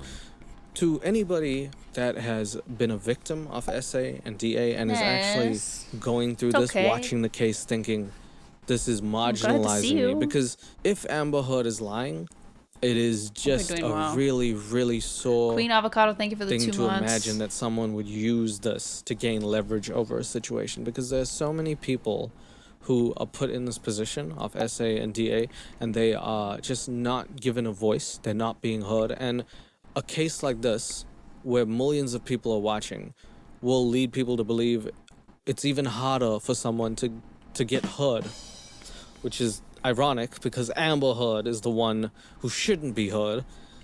Look, man, I'm working pro bono. Just leave me alone. The point is that a lot of people feel like they won't get heard even if they speak out. And if they tell the truth, some people think it's a lie. And this is just not going to make it any easier. So to anybody who's actually been through any of that, genuinely sorry that you have to watch this. And I hesitate to say it, but this girl is setting us back in such a bad manner. And to any guy watching this, I'm just as scared as you are. The fact that a girl can lie on the stand like this, it freaks me out as well. And I don't know what to do, but I just would hate to have someone lie about me to the point that my career and life is ruined. It is just a very scary world out there to be a guy sometimes. So yeah, in short, this woman has set both men and women back to the Neanderthal era. And yeah, we're now looking at her case. If you want me to be completely honest, personally, I think that she deserves jail time rather than just getting sued. Because if someone can actually lie about all of the stuff she said in court, under oath, and talk about how she has been essayed and DA'd and everything bad, and make it up, if the person wasn't Johnny Depp, if the person wasn't of his fame level and had people working for him who could testify against her, then we might be looking at a man being locked up for something he didn't do. If it wasn't Johnny Depp, it's something I think about all the time. If it wasn't Johnny Depp, Amber Heard might have gotten away with it. And I don't know if you can see which side I'm swinging towards. I'm an equal opportunity lawyer, but it's fair to say I don't think Amber Heard is telling the truth. But yeah, like I said, we're going to take a look at the case. And before we do, if you'd like to follow me, then do so at 16leo_ on my Instagram. That way you can tell me about the case and what you think. I'd really like to hear some people's opinions. The other thing is YouTube does this thing called super tips. You can give me money to tell me that I'm doing a good job. Do I deserve a tip? No. All right. But before we start, today's video is sponsored by ExpressVPN. Any gamers out there? Did you know that ExpressVPN is a great tool for gamers? I don't know what you're talking about. Actually requested that the lawsuit be dropped. They filed a motion to drop the case. And this went over a lot of people's heads because they're like, oh man, they just want to drop the case and, you know, get away with it. It actually is very telling because Amber Heard is countersuing for $100 million. So if the lawyers tried to drop the case, they're essentially saying they don't want that $100 million. Why would they be saying that? Simple. Because they feel like they're gonna lose the case and have to pay the 50 that Johnny is suing for. That's the only reason you do that. Me when I lie. So, starting Me when I off lie. this testimony, we have 2 lawyers who are scared that their client is going to lose this case. If that doesn't say everything you need to know, I don't know what will. And that's the start. So the first thing Johnny Depp's lawyer does is give the breakdown of what a defamatory statement can be. And if we go back to the op-ed, Amber Heard didn't actually specify it was Johnny Depp. However, when having a case of defamation, under general guidelines, it is so okay rusty. even if the name is not mentioned, if it is inferred and we can deduce from the article that it is about a certain person with general certainty, then a lawsuit still may be able to proceed. So he was just saying, under those grounds, that op-ed is more than okay to be the lawsuit's like along your drawing main. journey. You're doing great, and I hope you have a great night. Jenny. Less than 33. Thank you for the 3 months. Matt, Det the PP, thank you for the gifts up to Nick. Focus. Oh, I wasn't. Bro, I've never drawn a cat. I'm stressed. He then goes crazy for a little while. It's okay. Oh no, maybe he's been smoking a little with Mr. Depp over there. He starts acting out like this is a movie. Johnny Depp. She didn't have to. And the testimony of Terrence Doherty. She didn't have to, Your Honor. She's a objection. Relevance. She's a female dog. This was just a scam for her to get the $7 million in the divorce she swore she gave to the ACLU and the Children's Hospital of Los Angeles, and she pocketed. Okay, so my boy over here is getting a little crazy. He's going a little off the henny. I don't think Amber Heard married Johnny Depp because it was a scam. I think he's just a little bit overdoing it, but that's sort of true. Like in their divorce settlement, Amber Heard got $7 million, and on her Instagram and a couple other pages, I believe she said that she would donate all of the proceeds to SA/DA victims. And unfortunately, as of today, that money has not been donated. She apparently said she would pay in installments and has paid $180,000. She said over 10 years she was going to pay the 7 mil, but didn't even get close. So you gotta wonder where that money is if she said she donated it. Of course, it's still her money and it's not the end of the world, but, you know, saying you're going to donate the whole thing and then not doing it, it's not looking good for credibility, and this is what this whole case is about. We have Ms. Heard's own admissions, admitting to Joshua, hitting Mr. Depp. Ms. Heard thank you for the threw and raid. hit Mr. Depp with a can of Hey. Red Bull. There is also audio of that Ms. Heard actually says that she struck Johnny. She said that, I hit you, I didn't punch you. I didn't punch you, by the way. I'm sorry that I didn't Welcome, hit Raiders. you across the Street face in a Florida. proper slap, but I was hitting you. It was not punching you. Babe, you're not punched. Don't tell me what it feels like to be punched. You got hit. I'm sorry I hit Don't you like tell this, me. but I did not punch you. She seems to think there's a difference. It's about as different as 11 tomato, months. tomato. You know what I mean? Glad The to fact be a that we part have of your audio of her community. admitting that, and we have no evidence of Johnny doing anything whatsoever, is pretty telling. And it's also kind of sad, the fact that we have evidence of a girl doing this, but because, and let's not misconstrue this, because she's a woman, we believe her. This is what the whole case is about. This is why I wanted to take the case, or have a look at it, is because it's such an important case when we discuss women lying about men and the repercussions Joey, therein. thank you for the gifts of the myth. I'll get more into that just now. Joshua, thank you for the Sucker gifts punched of him with a Jim. closed fist. Sucker thank you for punched the him with 11 a months. closed fist. Wow. Amber Heard seems to think her colloquial language will get her removed from, like, blame. I didn't hit Johnny. I just high-fived him with an open palm to the face. What is the 5 fingers say to the face? Slap! With that, Your Honor, we respectfully request that the court deny the motion to strike. I can only assume that Mr. Chu wrote that speech for an audience outside the court because it didn't really address my arguments. Then we have my favorite lawyer, whose real name is Rottenburn. I can tell you she's not the abuser, and if the case moves forward, she and her witnesses will put on even more evidence of the physical abuse she suffered at the hands of Mr. Depp. Objection! Then why doesn't she? You little boy. For Objection! real, where is it? Where is Relevance? I just don't understand that. I don't think I've ever heard a lawyer say something more telling. And it's so silly to look at the judge and be like, we want the case to be dropped, but if it's not dropped, we're gonna prove so hard that she's innocent. Then do it. Prove it. If you want the $100 million, don't drop the lawsuit. You should be praying that nobody drops this lawsuit. But the fact that you're trying to get it dismissed, only to then say, well, if it's not dropped, we'll keep proving it, makes me think that you're lying. Also, your name suits your face. Also, I don't know if you could tell, I don't like this lawyer. I don't like him. He claims he didn't strike her, but again, that's not the basis for our motion. The basis for our motion is that He then goes on to say a bunch of nothing. I feel so out of practice. of non-physical abuse. By his definitions, by his standards, by standards of his expert, there's no dispute that Mr. Depp abused Amber, and therefore, if he did it even one time, there's no dispute that even under their theory of the case, the implication that they want the jury to drop the I feel so out of practice. And Mr. Doherty. Yes, Mr. I'm not gonna waste the court's time with that. God made a mistake by giving you a mouth, bro. I can't take this man seriously.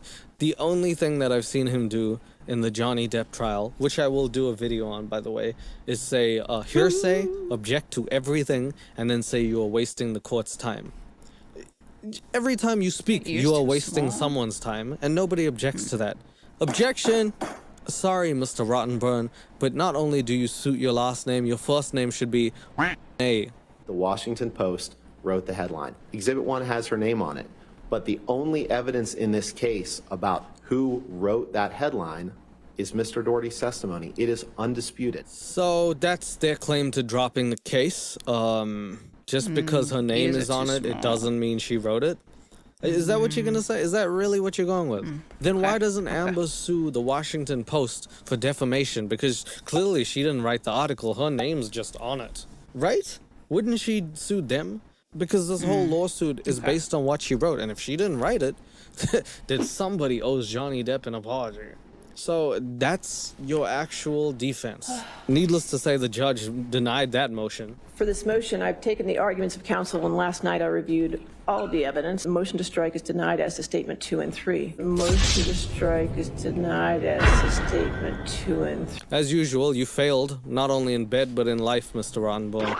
Jesus. Anyway, that means Amber Heard has to now take the stand, and her lawyers will ask her softball questions and try to give the jury a reputation of her and build her character so as to say she is definitely a credible source of information and also a likable one.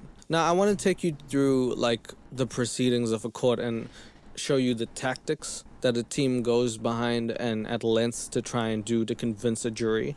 Beyond just questioning, there are a lot of things that people do and play on to get the jury to think a certain way. When you see Amber Heard come into court, she is not wearing makeup. Her hair is a bit messy. She looks a bit battered up, if you will. She looks worse for wear. And that is not unintentional. What I mean by that is because she's trying to make herself look like the one who is actually the victim, she needs to play on that.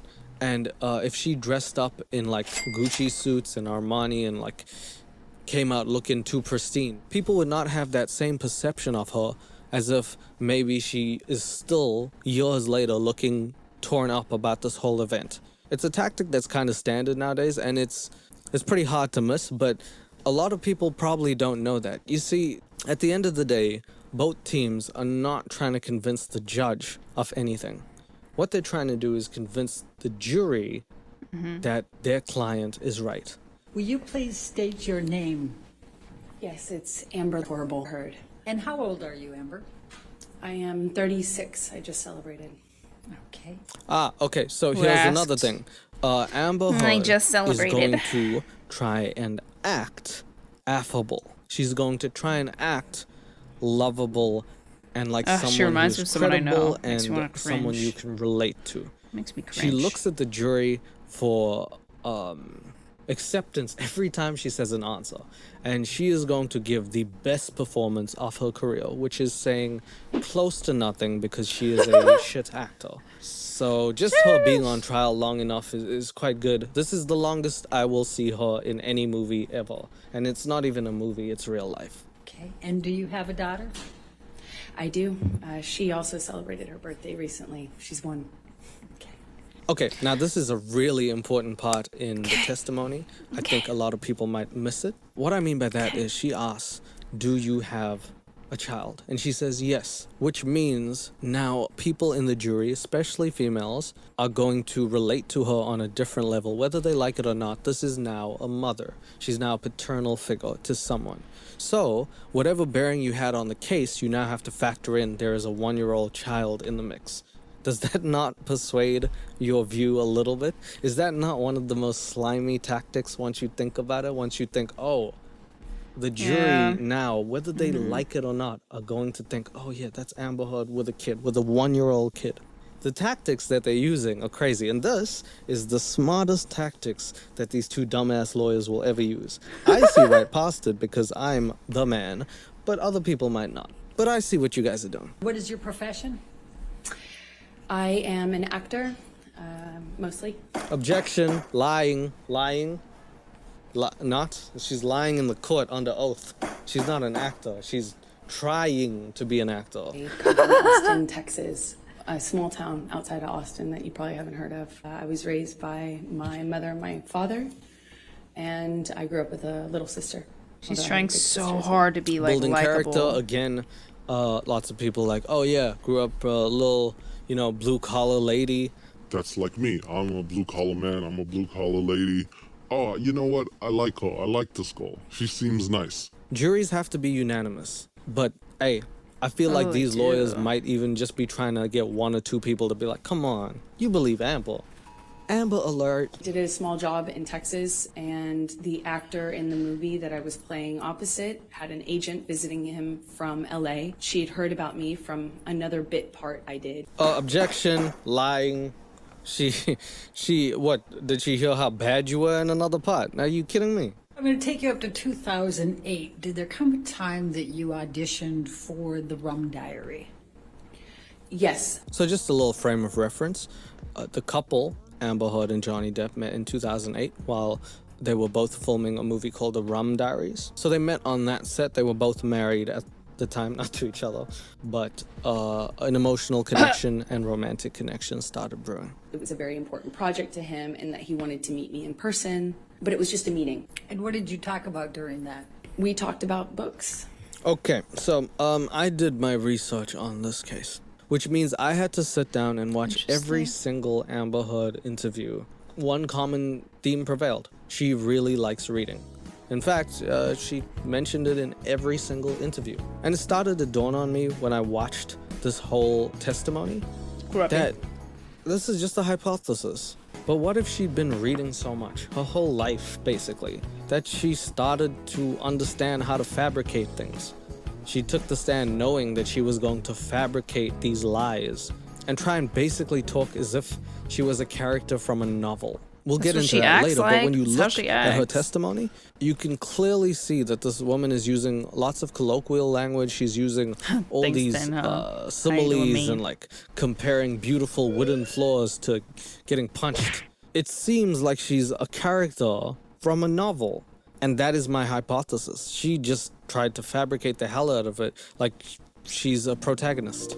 And she's the antagonist. I don't know if she knows this. We didn't really have a whole lot of interaction on set until we did a scene that involved kissing. We had a kissing scene, and it didn't feel like a normal scene anymore. It felt real. Okay, stop. Hammer time. So when people do testimonies, their team sort of coaches them through responses. Otherwise, if they didn't, and they just let them go wild, you could go up to the stand and conceivably be like, hey man, fuck, and then just leave.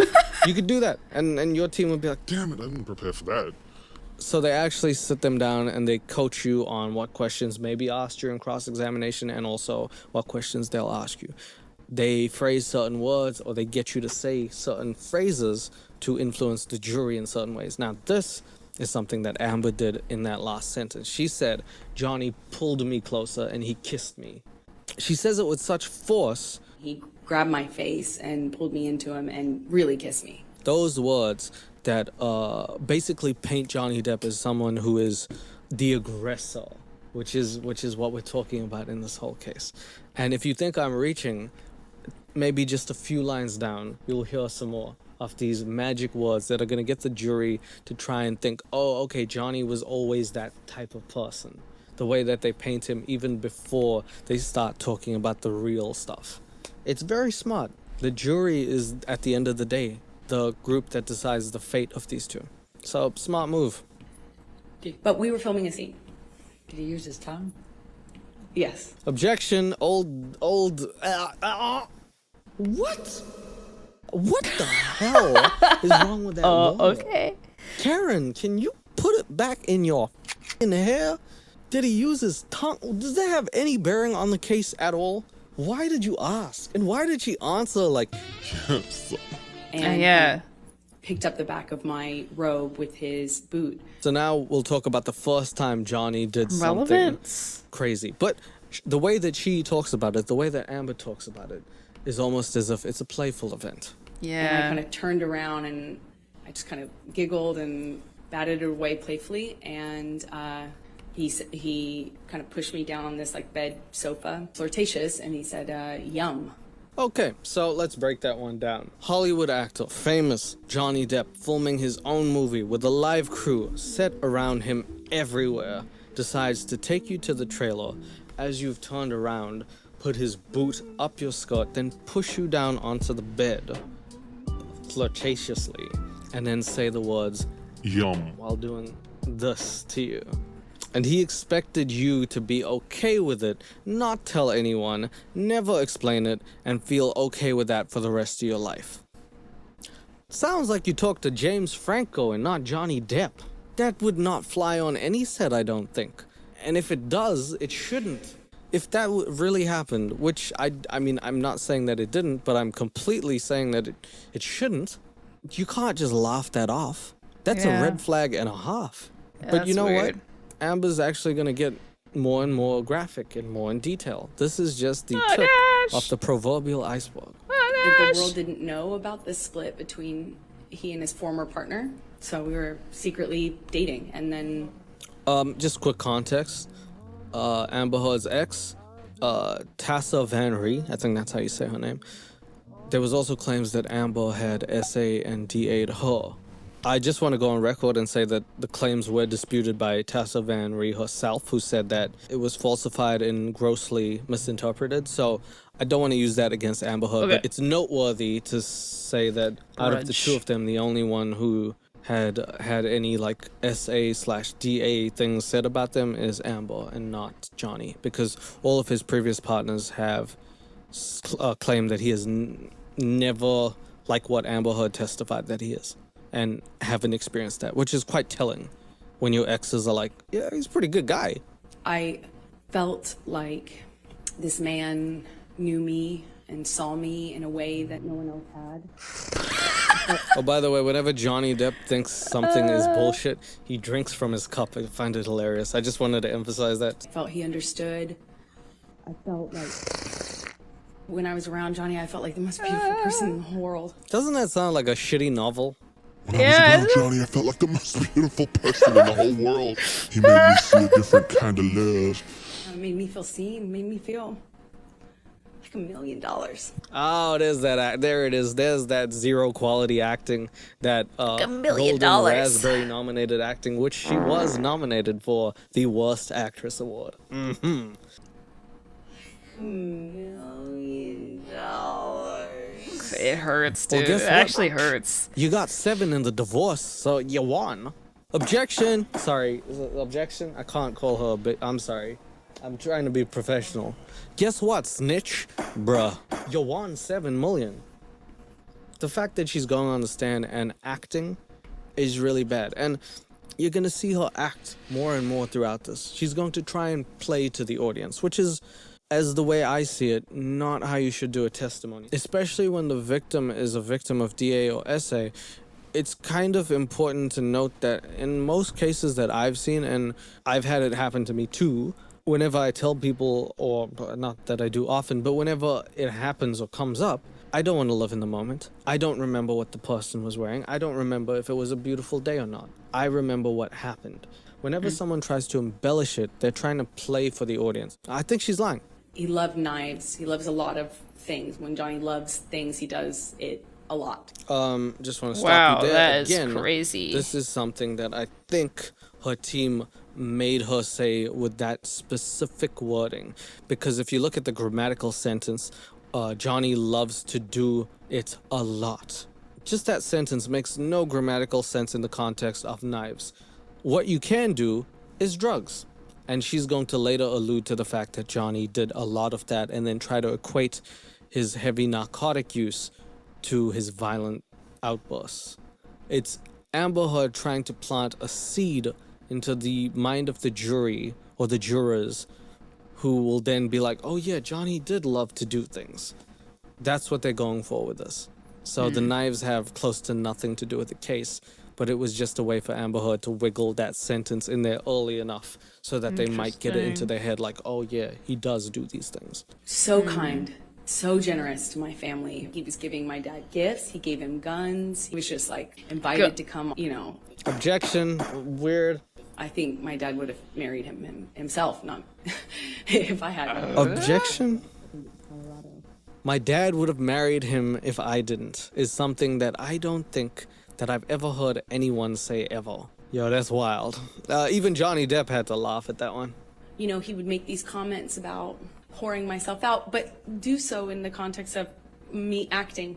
You know, expletive, you know, just this. Sorry, I'm looking for a reference for really a flower. Dirty. I want to bring up just a tidbit here. I don't know if it's necessarily relevant.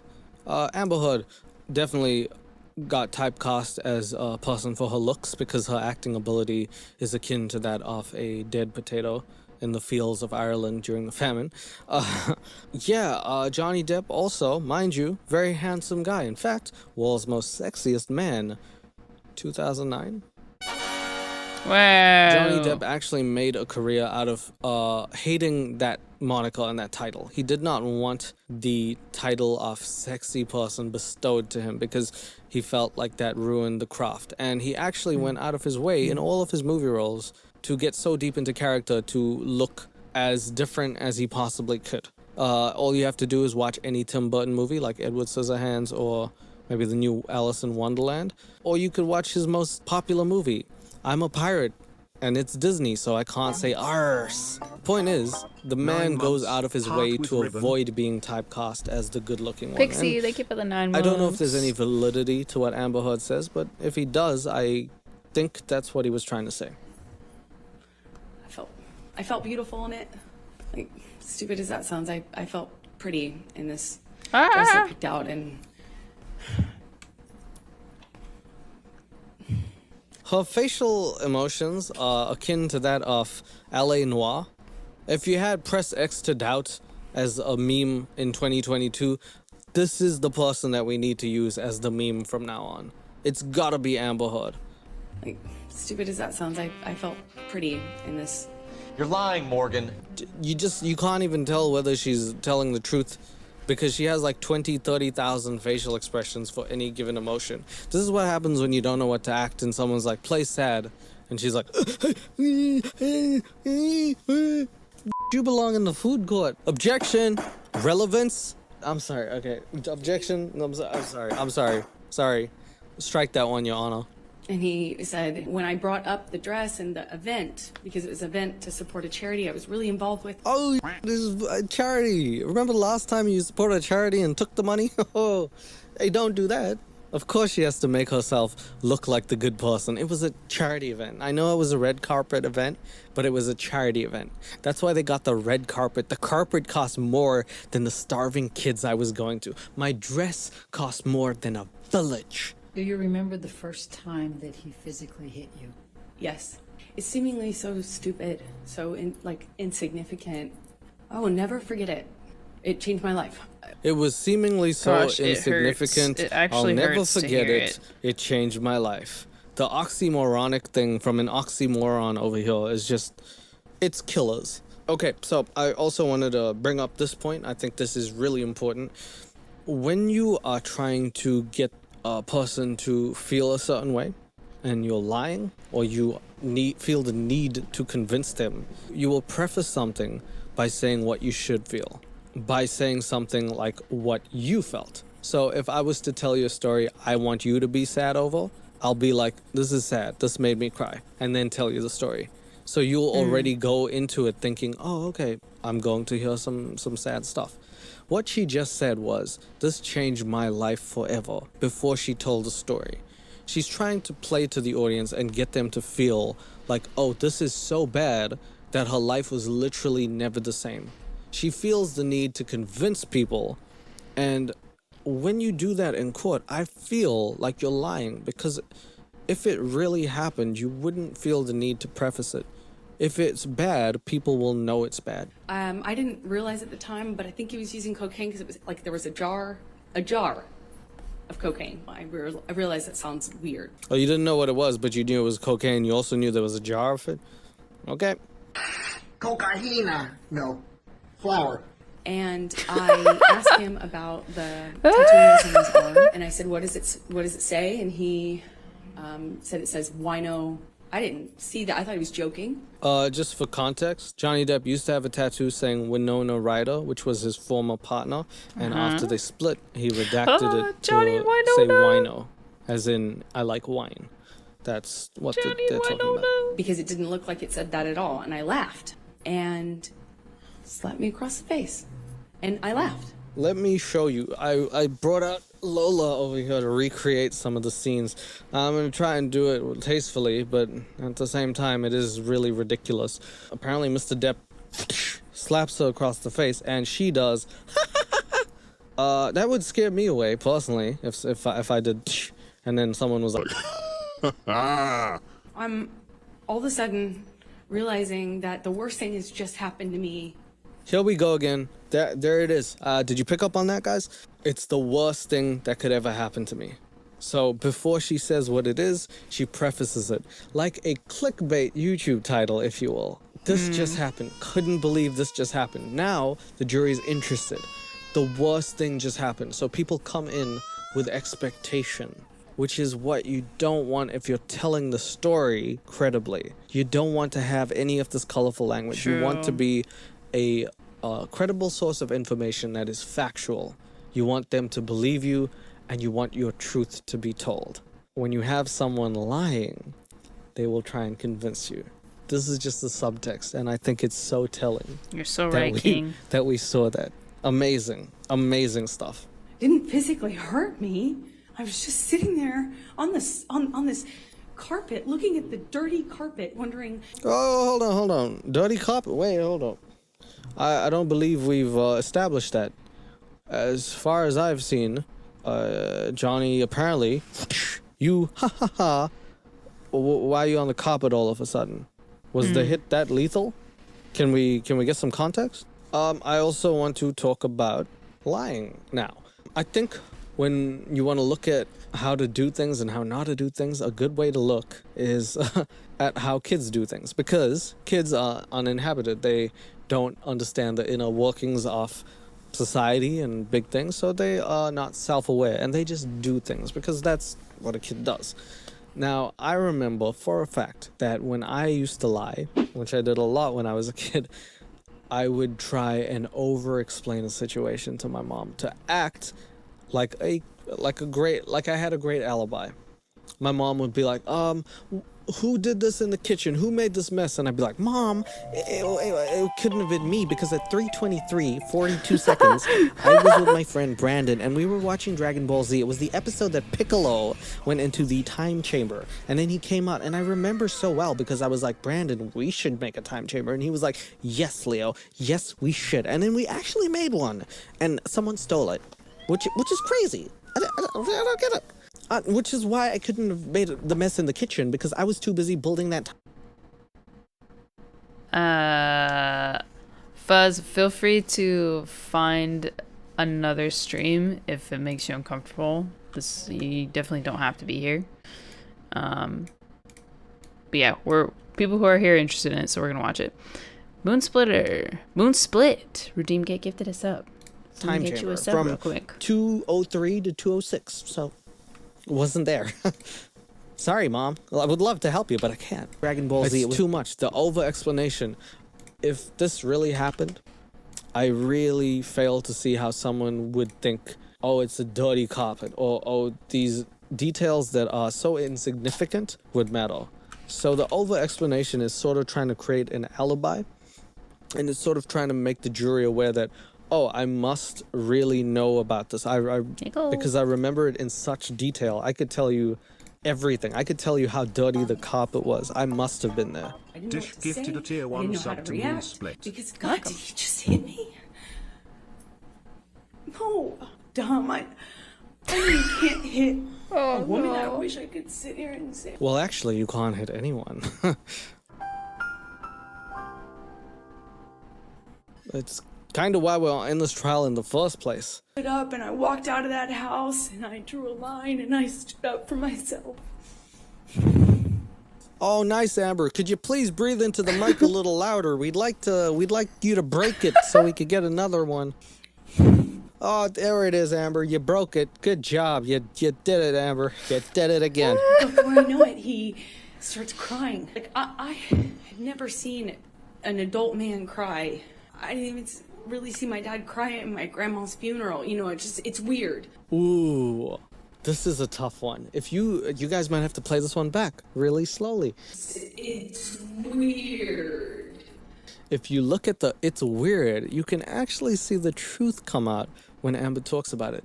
Whenever she's saying something disingenuous, she pretends and she plays and she makes 100 facial expressions. Whenever she says something of value, she's confident. And the thing that she happens to be saying is that grown men crying is weird, which it isn't. Men are allowed to be vulnerable, and to actually say it's weird for a man to cry or express his emotions. It sort of gives us insight into her background. And he's crying. He's crying. The judgment that she's speaking with. Yeah. It's that abrasive tone. It's that tone that's reminiscent of her in the audio. She's speaking exactly like how she spoke in those audio tapes. Yeah. She's saying it with conviction. She's saying it with truth. This case makes it's the me condescension laugh out in loud, her voice so that comes through when she is telling the truth. It is. Wow. It is. He said, I'd rather cut my hand off than ever lay it on you or lay it upon you, you know. And you said, I'll just take a finger, thanks. You know, he understood I could never forgive him and it was gone. So I felt kind of safe and okay, let's have a talk, or, you know, yeah, we'll talk. By the hair, or he'd grab me by the arm, face, pull me into him, scream at me that way. He'd smash things around me, then he would smash things very close to me. She's describing the Hulk, isn't she? He'd smash things, he'd go crazy, he'd go brazy. Blah, blah, blah, blah. It started with slapping, and it got to be like repetitive slaps where he'd hold me in a position and slap me multiple times. Here's a recreation of that. Noticing the pattern of the violence going with the drinking and drugs than as to what he was on, so I just knew how to react, you know? Johnny on speed is very different from Johnny on opiates. So the angle that they're going for, and the angle that her team have chosen to use as the basis, the crux of the situation, is that Johnny Depp uses a lot of narcotics. And by his own self-admission, he does. What they're trying to do is show that this man has also used violent outbursts because of the narcotics, which there is no actual proof that there's any correlation between the two, but they're going to basically trying to stretch this wider than Mr. Rottenberg's asshole to try and fabricate the story.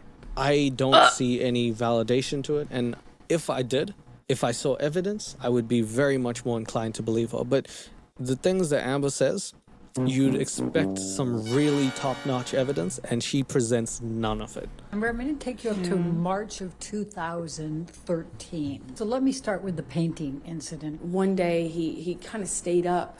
Thanks for giving no context, Karen. As usual, you're doing your job like a pure 2 out of 10. Context for that is that her former partner was the painter. She painted a picture for Miss Heard, and Miss Heard framed it in her house in Orange County. And Johnny apparently abused the narcotics and got annoyed at her, thinking that she cheated. Yes, the painting was always up, but for some reason, just that day, he thought, wow, that painting's been there, and I feel like you're cheating on me. So that is the context. Drinking, doing cocaine, music, in and of itself, that weird. He wasn't making sense. Taken, it seemed like a turn, and had decided that the painting was an offense that he could not forgive me for. Okay, he wasn't making sense is not a point in your favor, because the story's not making sense. You need to make it make a little sense. It can't have zero sense. It can't have zero semblance of a plot, just like a movie. This can't be like your movies with no plot and no sense. This has to be like his movies, with a goddamn good plot and great characters. It meant I was having an affair with my ex-partner. He eventually takes it down and tries to burn it, but it was unsuccessful, luckily, because he was not, he wasn't with a one of those normal, what do you call them? I think she's talking about a lighter. Okay, get to the point. Big lighters. He wasn't very successful at doing it while drinking. Let's. Oh, really? Huh. He wasn't successful. How much was he drinking? How much narcotics was he on? Because what you said is this man failed to burn a painting with a Bic lighter. Let me try and recreate the scene then.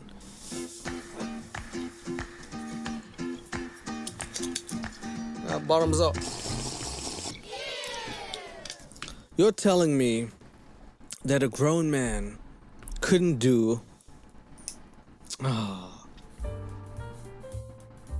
this. I find that really hard to believe. Pull up Defendant's Exhibit 161. Just thought you should know there exists a book titled... So now the first piece of evidence is presented. Johnny Depp says, just thought you should know that there exists a book titled Disco Bloodbath. That's all. Amber replies, we need that book. She then replies, is it about Friday night by any chance? And he says, how can you make me smile about such a hideous moment? We're in the kitchen living room area, and he backhands me. You know, he wears a lot of rings. It got a little blood on the wall. Your Honor, I'm going to move the admission of Defendant's Exhibit 178. Okay, so we move on to the next event of DA. I'm just going off of exactly what she said. The evidence presented is Amber with what looks to be a little bruise on her arm. How did you sustain that bruise? Johnny slapped me. I walked away from him, and that made it worse. And he kind of did this thing with his body where I could tell he was going to hit me again. Okay, so that was the evidence she presented. I listened to what she just said, and I want to, again, try and tastefully recreate that. We're talking about someone who she said had rings on his hand, backhanded her. It hurt so much, or it made such an impact, that her lip went into her mouth and blood splattered on the wall. The force that had to have occurred for that to happen is quite substantial for you to, and then that to go on the wall. Why would you not take a picture of that so as to use it as evidence? Why, if you were going to take a picture, would you take a picture of something that could be misconstrued as just any normal incident, as opposed to a smack to the face, which you couldn't possibly do yourself? I remember being on the floor of my apartment. How could this happen to me again? Boo, his dog, he grabs Boo out of the window, and he's howling while holding the dog out of the window. Let me recreate that scene, mind you. The dog is actually not even as big as this doll. The dog is probably the size of its head. So just bear with me. He's in a car, the car's moving, he's holding the dog outside of the window, doing a woo! Everyone in the car, I'll never forget it, everyone just froze. No one did anything. Mind you, we're talking about the same man who actually smuggled his dogs into Australia and faced a ban and also charges because he wanted his dogs with him. This is the same dog, by the way, so you're telling me that he went from that to Michael Jackson, I'm gonna hold my son Prince out the window and be like, Billie Jean is not my lover. We walk into this house where everyone was waiting for him, And everyone smiles and says, Objection! Hearsay! You can't say things that other people say. Amber Heard, I don't know why, but continues to be like, other people were like, what's up in his house about what's up? You can't prove that. That didn't happen. That's not part of this case. Keep it together. Remember, you said that you took this that morning? Oh shit, now we get some evidence which proves that Amber Heard can faithfully take a photo without f***ing it up. Great job, Amber. What is this evidence of? I'll tell you what the evidence is of. She says it. Johnny Depp apparently recorded a single, which I wouldn't like to hear. She's also got a Baraka. She says that there's a shot glass there of liquid. If that's a shot glass, I don't want to know what a mug is. And also his, and I quote, drug box. The next story that Amber talks about is when they are at a RV place or camping with a bunch of people. And the story is as wild as Amber's imagination wants it to be. Johnny gets really activated. He gets really upset. He says, hey man, you think you're touching my girl. But she kind of threw up her hands and Johnny grabbed her wrist and kind of twisted it, pulled her into him and said, do you know how many pounds of pressure it takes to break a human wrist? Huh? Oh, okay, let's recreate that one. Bear with me again. So she's touching Amber Heard. He looks at her wrist. He pulls her in closer. Do you know how easy it is to break your wrist? That's what he said.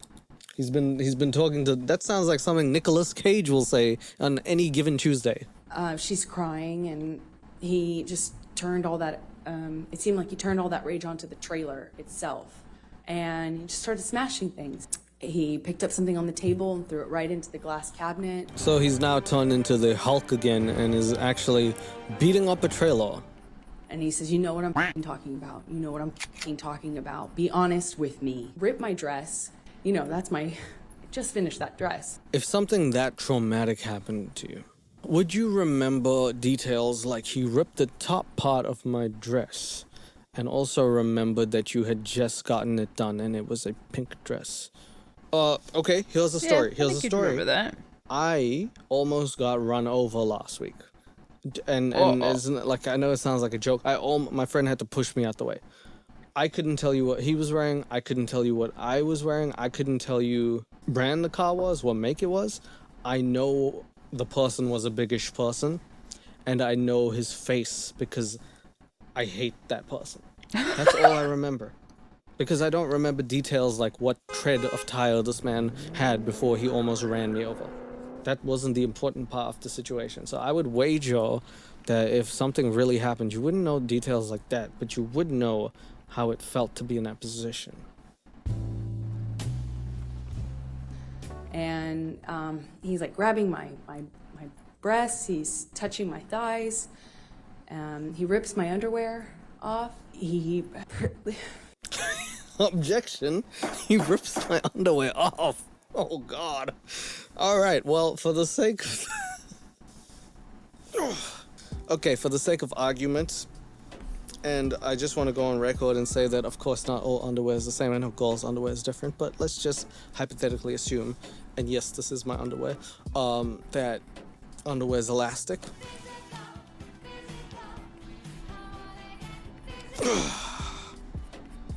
It's not as easy as you would think to rip it off. Unlike cotton, stuff doesn't rip. Yeah, I think I would remember just all like that stuff. So, he would have to use some monumental Hulk-like force to rip it out of your damn ass cheeks. I'm just saying.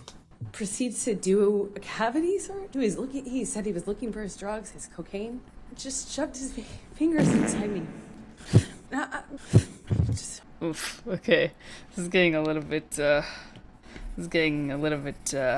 little tough to listen to. Maybe I didn't think this through when I thought maybe we should watch this. Yeah, maybe we'll. Maybe you guys can watch this video on your own time if you're interested in this part. But I realize it's a bit sensitive for Twitch. Andrew, thank you for the raid. Welcome. I'm drawing currently, and we're watching some editorial on the Amber Heard case, but it was getting a little bit sus, a little bit tough to listen to, so I'm pausing it for the time being. After dark. Yeah, after dark. A bit too after dark. I don't want to hear about the essay stuff. But yeah, Andrew, thank you so much for the raid. I hope you guys are doing well. Do you screen share your iPad? Yes. Here's your headpad, Jay. I'm gonna find something else for us to watch. Just the two of us. Put on. I think I added something recently to my videos for drawing. So for those of loud. Okay, this looks interesting. Tumblr's failed convention. The story of DashCon. This I never heard of this before. Do you guys know anything about DashCon? Kingdom Hearts Iceberg? Oh, that'll be spoiler for you? Yeah. What app do you use? I use Procreate and the Ball Pit. DashCon? I don't know anything about this, to be honest. I have no idea.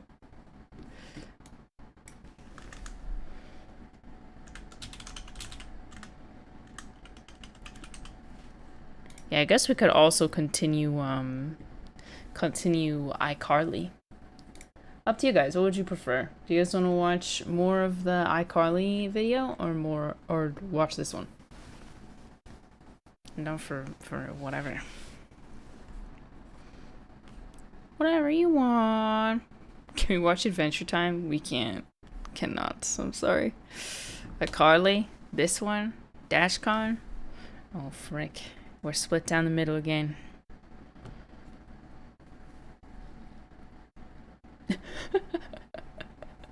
Speak.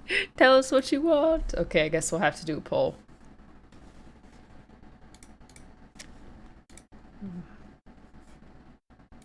We'll do a quick poll.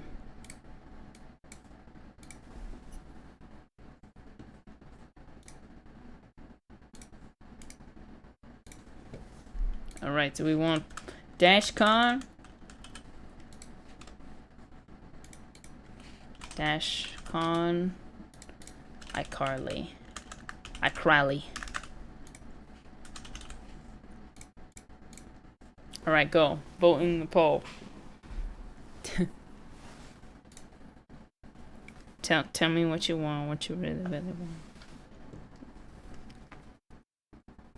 Okay, looks like it's...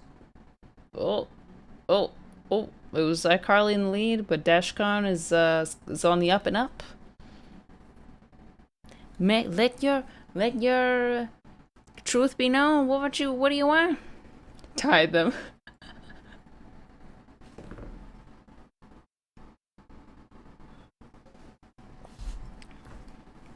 Oh.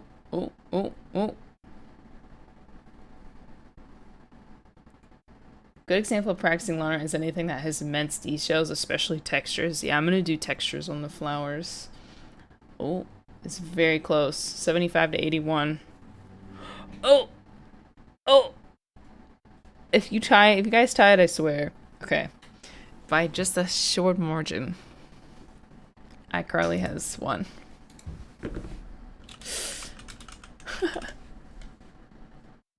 Anyways. Alright, back into the iCarly verse. A valiant efforts. Valiant efforts to my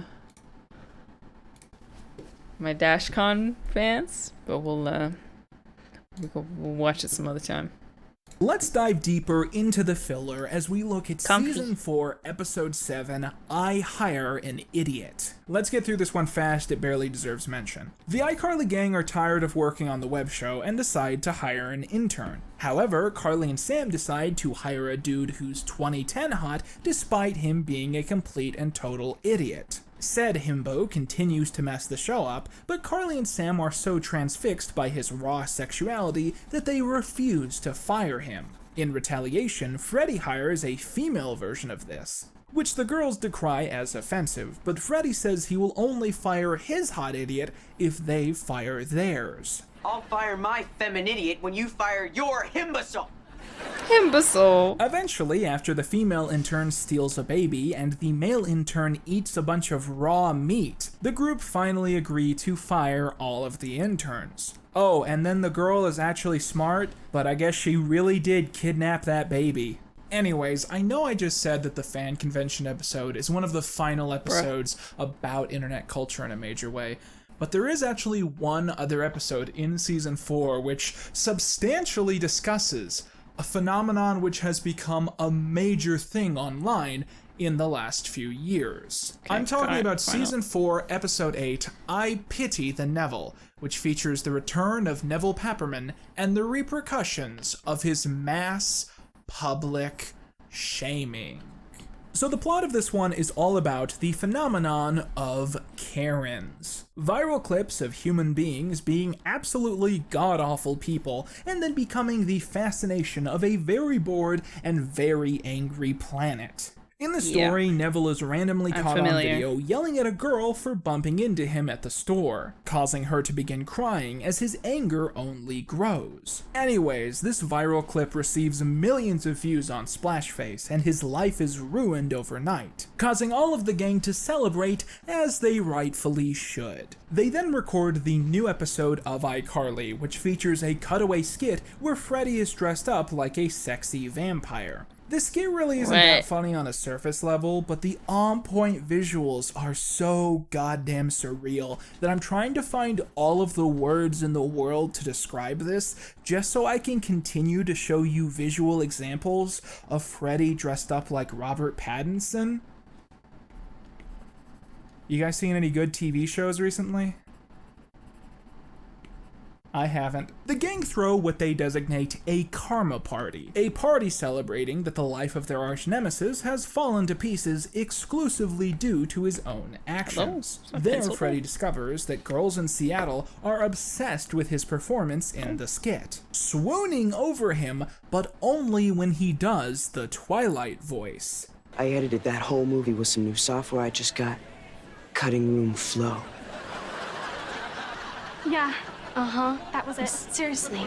Meanwhile, Neville's whole life has fallen to pieces, as everyone he runs into treats him poorly because they've all seen the viral clip of him being cruel. Tortured by this, Neville becomes consumed with an ongoing flood of self-loathing and self-hatred, even losing track of his ambitions for revenge and rue. Neville goes to the iCarly gang and tries to convince them to allow him to use the iCarly platform to show that he has regret for his actions. Sam says they'll do it, but only if Neville drinks punch from her dirty sneaker, which she's been using for over a year. He goes through with this, and they agree to help him, filming an apology video where he gives out free smoothies and bags of creamed corn. Of course, this goes over terribly, as the internet en masse sees through Neville's desperate attempt to find a way out of his mistakes, and then go after the iCarly gang for colluding with him. There's this really weird joke at this point where Spencer is, like,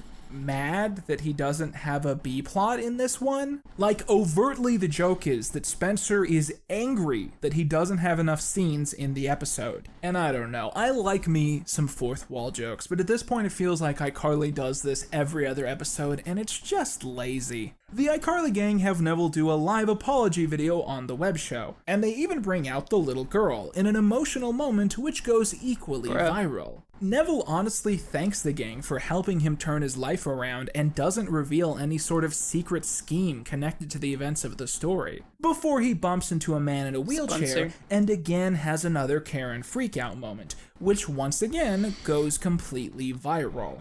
This leads us to Season 1, Episode 9, IOMG, which is, in my mind, the true finale for the season, as it leads directly into the main story arc of Season 5, casually skipping over the actual finale, which had yet to air at this point. I am very surprised I never saw this one as a kid, because I certainly would have gotten really excited over it, even if as an adult this episode is kind of really weird. Let's break this one down. In the story, we learn that Ridgeway has an annual tradition wherein the student body are locked in the building overnight and forced to work on various science experiments. The school recently has had a new transfer in a guy named Brad, who actually applied to be an intern on iCarly several episodes earlier. And Freddie and him begin working on a phone app for their school presentation. The app is designed to scan the faces of whoever uses it to identify the mood of the person in question. Sam, when hearing this pitch, decides she wants to join in, as she begins spending copious time with the two boys. On the day of the lockdown, Freddie scans Sam's face as part of the experiment, only for it to identify her mood as being in love. He shares this information with Carly, and they both come to the exact same conclusion about all of the clues laid out before them. Sam is in love with what's-his-face. Speaking of which, can we just stop for a moment here and talk about Carly's project, because it's one of the weirdest things in the show so far. Her experiment involves inviting her brother to the school and locking him in a soundproof box which he cannot see or hear out of. She then selectively tortures him with different stimuli while he's locked inside, playing loud pop music he hates, filling the box with a stinky gas, and then starving him until he's begging for food. At which point she says that he can only eat if he has a blindfold on, as it turns out that she's attached electrical wires to the metal dish, and she electrocutes him as he begins eating. Maybe we need to revisit that fan theory that Carly is secretly Megan. I don't know what the fuck this B-plot is about. They never give it a conclusion, so like all we can potentially gather is maybe Carly is trying to give herself therapy by reenacting traumatic situations, you know, like the Nora incident, but more likely she just wanted to hook a car battery up to her brother's nuts. That's all we can gather. Anyways, Carly tells Sam about the app saying she's in love, and Sam acts embarrassed and angry, saying that the app was just wrong. Carly tries very hard to get Sam and Brad to hook up, telling her that she deserves to be happy and find someone that she's happy with. Sam gets into a massive fight with Carly over this and ends up sulking in the school courtyard. At which point Freddie approaches her and tries to give her a pep talk. Freddie says that Carly is right about everything, and that Sam does deserve to be happy, and that she shouldn't be afraid to share her emotions, especially with a guy that she secretly likes, because she never knows how that guy will react or how things will go. At which point, Sam kisses Freddie, and this is where we end season 4. With Sam and Freddie realizing that they might honestly have a shot at a real relationship. Or at least, that's kind of how the season ends. Because directly after Carly this does episode, it's fine, season but when 4, I do it, it's episode illegal. 10 aired a mega crossover with the show Victorious, which was aired outside of its logical chronological order, as it's supposed to be set before episode 8, which is itself set before episode 7. I Party with Victorious is the longest episode in the show's run, being the length of 3 episodes instead of the regular 2, and it's easily the worst episode of season 4, and we're gonna skip it for now. With that, let's move on to the iCrimes recap of the season. For those of you who missed the first video, I have been keeping track of every crime that the gang commits in the show, and I've been ranking them at the end of every season as kind of a fun little side thing. You'll catch on, don't worry. Okay, starting us off is the first crime of this video and our iCrime number 33, child endangerment. But not of the attempted variety. At the start of season 4, episode 1, when Carly announces that her birthday is coming up soon, Spencer enters with a giant pie, which Gibby breaks out of for a visual gag. Gibby exclaims that he couldn't breathe inside of the pie, with Spencer saying that he told him to breathe through the tube. At which point the Gibster responds, I couldn't find the tube! Oh, I forgot the tube.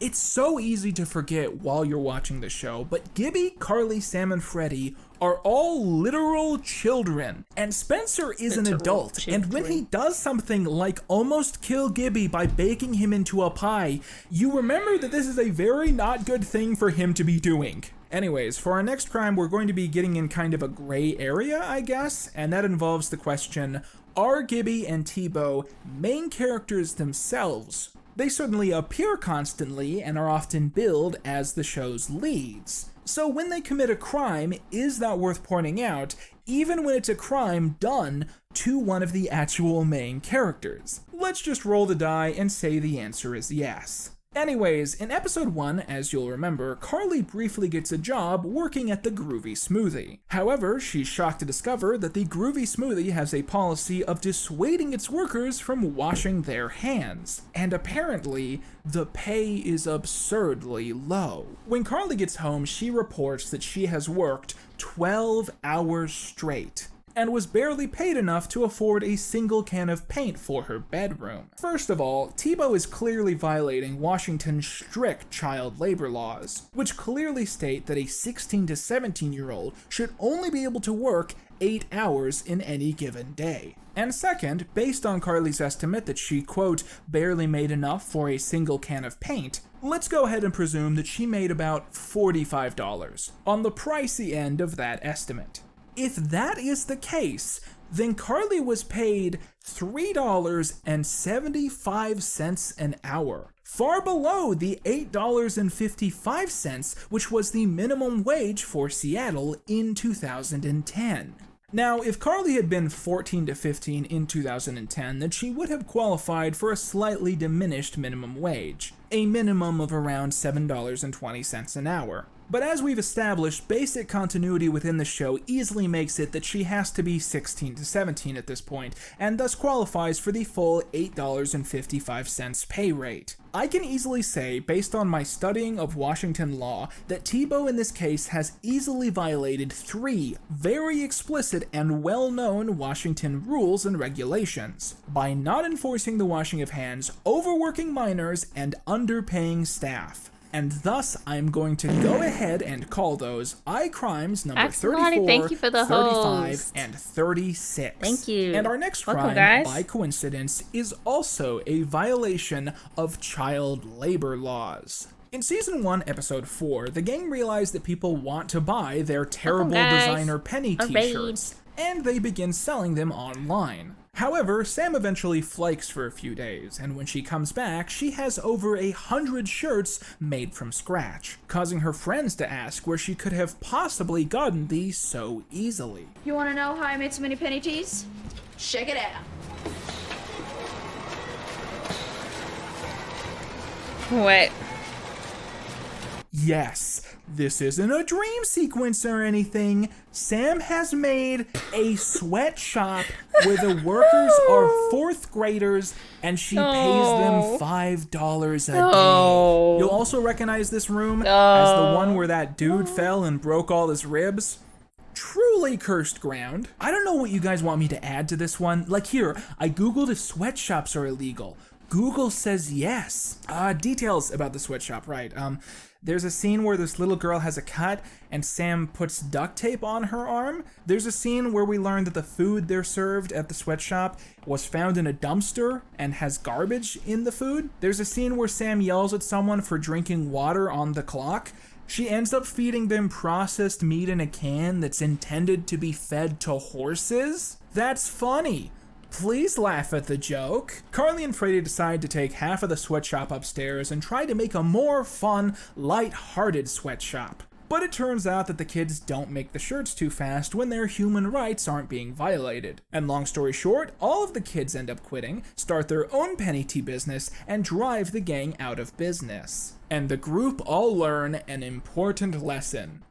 You would hope. Next is iCrime number 38. In the B-plot of the wedding episode, Gibby sees a $5 bill in a tree and tries to go get it. He stops an elderly woman on the street, basically hitting on her, and asks for her help in exchange for the two going and getting coffee. Eventually, he is able to get the bill, but when he falls over, he accidentally knocks the woman out. He then flees the scene, taking Guppy and his money with him. Gibby killed an old lady. Moving on to iCrime number 39. In Season 1, Episode 6, Carly's prospective boyfriend leaves the convention after believing that Carly and Freddie are an item. Sam finds him trying to get on a shuttle bus, ties him up with electrical wire, and forces him back into the convention room. You see this? This is kidnapping. Very different from false imprisonment, and also our iCrime number 40. In the B plot of episode 7, Spencer explains that when he quit law school several years earlier, he made a promise to his grandfather that if he didn't have an art piece in a Seattle museum within 3 years, he would return to college. Spencer, surprisingly, doesn't have any art in any museum, which is potentially because he hasn't made a sculpture in a long time. So he decides to sneak into a renowned Seattle museum and puts up an art piece without permission. That being the sculpture he made in the pilot, because again, he doesn't make sculptures anymore apparently. He gets caught doing this once and is thrown out, but sneaks in a second time and manages to pull it off, in what you can imagine must be breaking and entering. When he nearly gets kicked out again, he begins making out with the woman trying to throw him out, which is an act of sexual assault. She's really into it, but you know what? I'm counting it anyway, so that's iCrimes number 41 and 42. Now, you'll remember that earlier in this video, I said I was saving iParty with Victorious for later. Well, you might be surprised to find out that said later period isn't right now. We are going to properly cover this episode a little bit down the road. For now, all you need to know about this episode is that Gibby goes to a party undercover, someone recognizes him from iCarly, and he punches the person, knocking them out and dragging them into another room. That's iCrime number 43 and the end of our Season 4 discussions. These are taking a lot less time to do these days, aren't they? I'm balancing on a bunch of pillows. Because I really like the shot, but I don't. It's this couch will just like suck you into it. And it's like, well, I gotta look like I'm standing up. Season 4 is an odd beast. I would hesitate in calling it truly bad, but there are cracks in the foundation that we're starting to see here that are only going to get worse as we continue into Season 5 and then Season 6. Incidentally, it is now time for us to do our penultimate mid-season intermission. So for those of you who are watching this video without the last one, I started this tradition in the first iCarly video where in between every season, I would kind of step to the side and talk about stuff that is interesting to me but doesn't really fit into the main series analysis. And the purpose behind this is to kind of build a separation between the info that I'm giving to you, so you sort of understand which information came from which season, and you start to take it in like people would have when they were kids. And arguably, there hasn't been a time more fitting for an intermission than right now, because the Season 4 cliffhanger was the show's first real hiatus, where you had to wait a significant amount of time to see what would happen next. I imagine half of you right now are kind of going, yes, the cliffhanger, what happens next? And then the other half of you are like, wait, what cliffhanger? Because the moment that I mentioned the child sweatshop, Sam and Freddy kissing was just wiped from your mind. Like, to be fair, Sam and Freddy have kissed before, okay? But they ain't never opened a child sweatshop together before. So, you know, hashtag relationship goals. So for this intermission, I don't have a lot of like consistent content to give you guys, to be honest. So I thought we'd just kind of circle back around to a few topics that we haven't, you know, properly covered before. You know, you guys might have noticed this. I got a little haircut this week.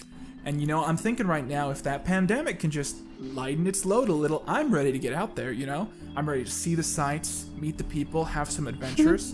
And you know, if I'm gonna be out there, if I'm gonna be doing that, then I think I'm gonna need the iCarly perfume and the iCarly cologne. These are entirely real. I did not make these up. You could go out and buy these a decade ago. I don't know where. I don't know who would have sold these. But clearly someone did, because you can really easily find them on eBay. Yeah, so this is Click. This is the iCarly perfume. It comes in this little bottle, and there's Carly on the side of the bottle there. And then, of course, over here we have the iCarly cologne. That's a little more basic visually. The first thing I thought of when I saw these was like the love story that could happen here. Two people walking down the street, not even looking up from their shoes. They pass each other, and then they just stop. And they turn and they just stare at each other in disbelief. Are you wearing the iCarly perfume? Yes. Are you wearing the iCarly cologne? Yes. I mean, I can't imagine anything more romantic. iCarly cologne? Where can I buy it? This is a bad time to tell you guys that I have mild anosmia. I swear to God, it just smells like soap and hand sanitizer. That's all I'm picking up. I don't know why, but I presumed that when you put on the iCarly cologne, it somehow makes you think about the internet. But in a way, I think it would have to smell pretty bad to make you think of the internet. Okay, next is the iCarly perfume. A lot more boost in that one. A lot easier to spray. This makes me think of a public restroom at a pool.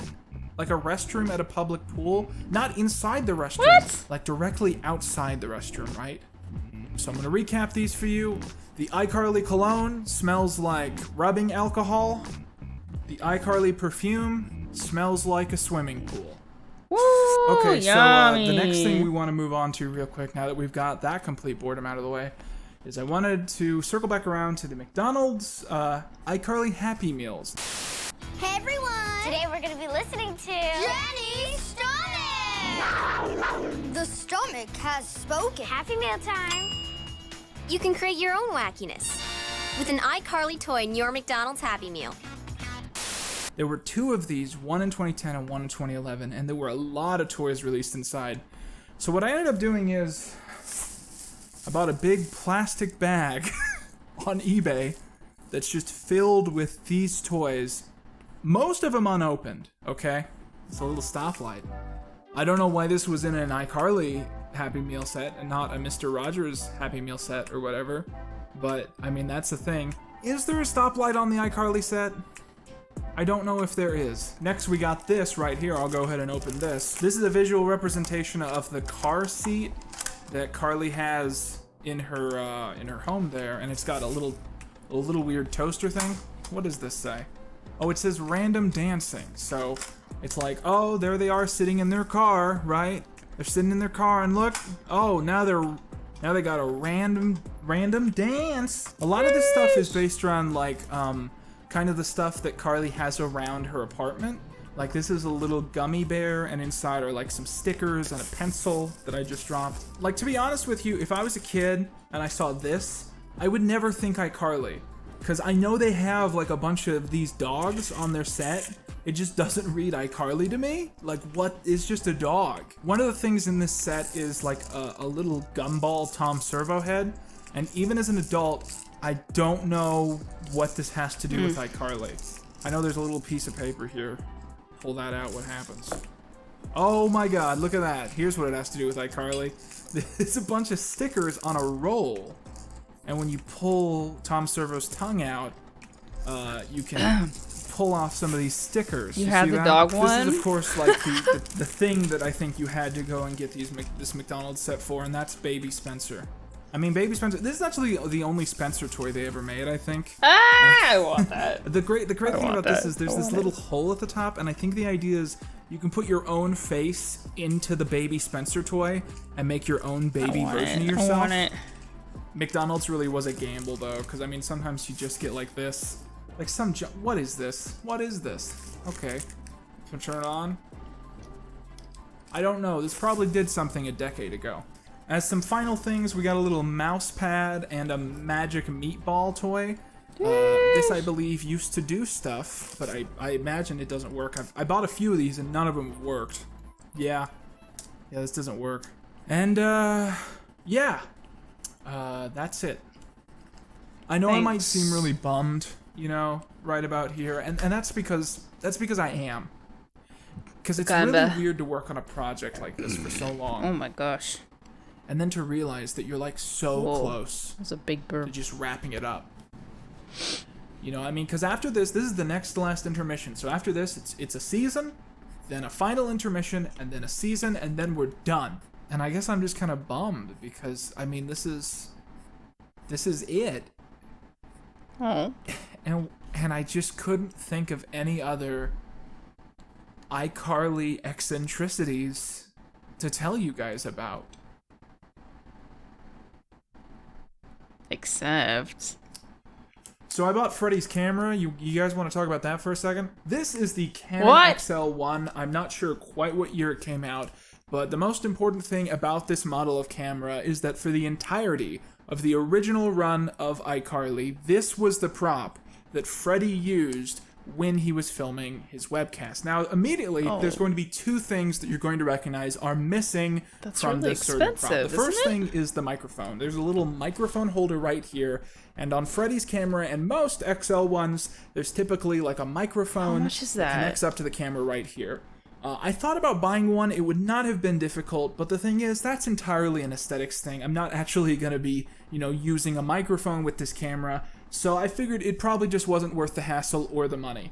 And now the second thing that's missing is what I call the glow stick. On the back of Freddy's camera right here, there is a little cylindrical light. $397. And inside the iCarly universe, that is supposed to basically represent I dreamed of having that Freddy's camera. Bluetooth technology that he uses. That is what makes the camera wireless. And let me establish a cross-duplex transmission between my laptop and my camera. Cross-duplex transmission? Wow, a tech-talking witch boy. You'll take note as a comparison that when Freddy is using the camera at the start of the pilot, that light is missing, and that's because he properly has it hooked up, and thus he doesn't need a wireless connection. But for the rest of the series, he uses this handheld, and thus he has, that technology on board, so it can just be something he kind of walks around the room with. I have so much I want to tell you guys about this camera. I have so many things to say about it, but there is one specific thing, okay? There's one specific thing that I feel like is the perfect thing to go ahead and break the ice. Okay, so here it is. Have you ever noticed that Freddy's camera has a little silver box right here? Okay? Have you ever wondered what that is? No.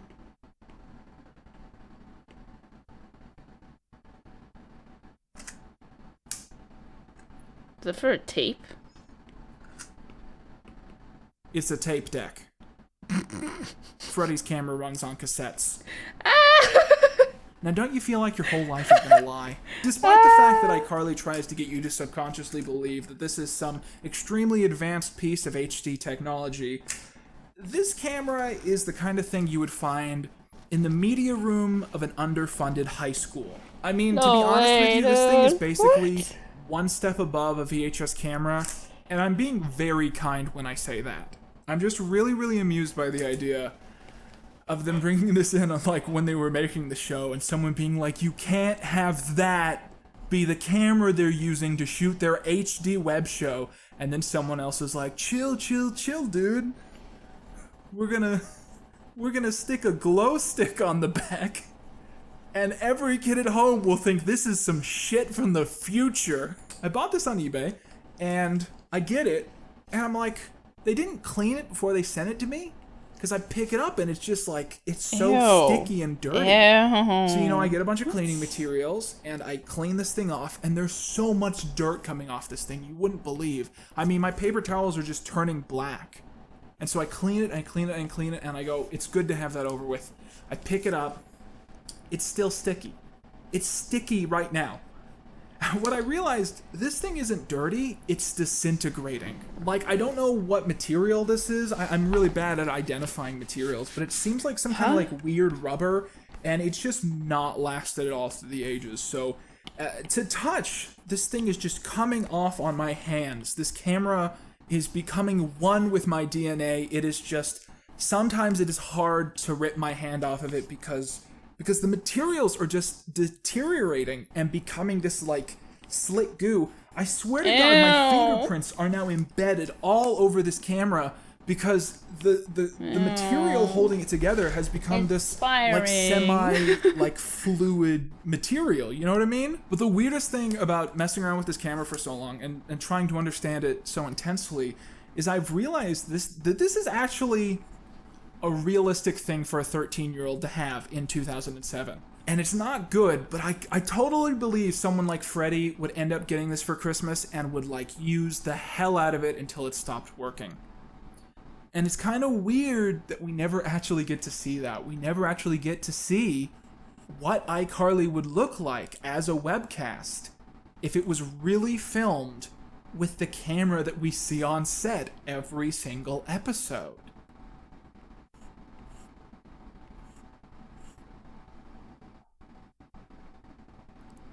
Dun dun dun. Are you guys thinking what I'm thinking?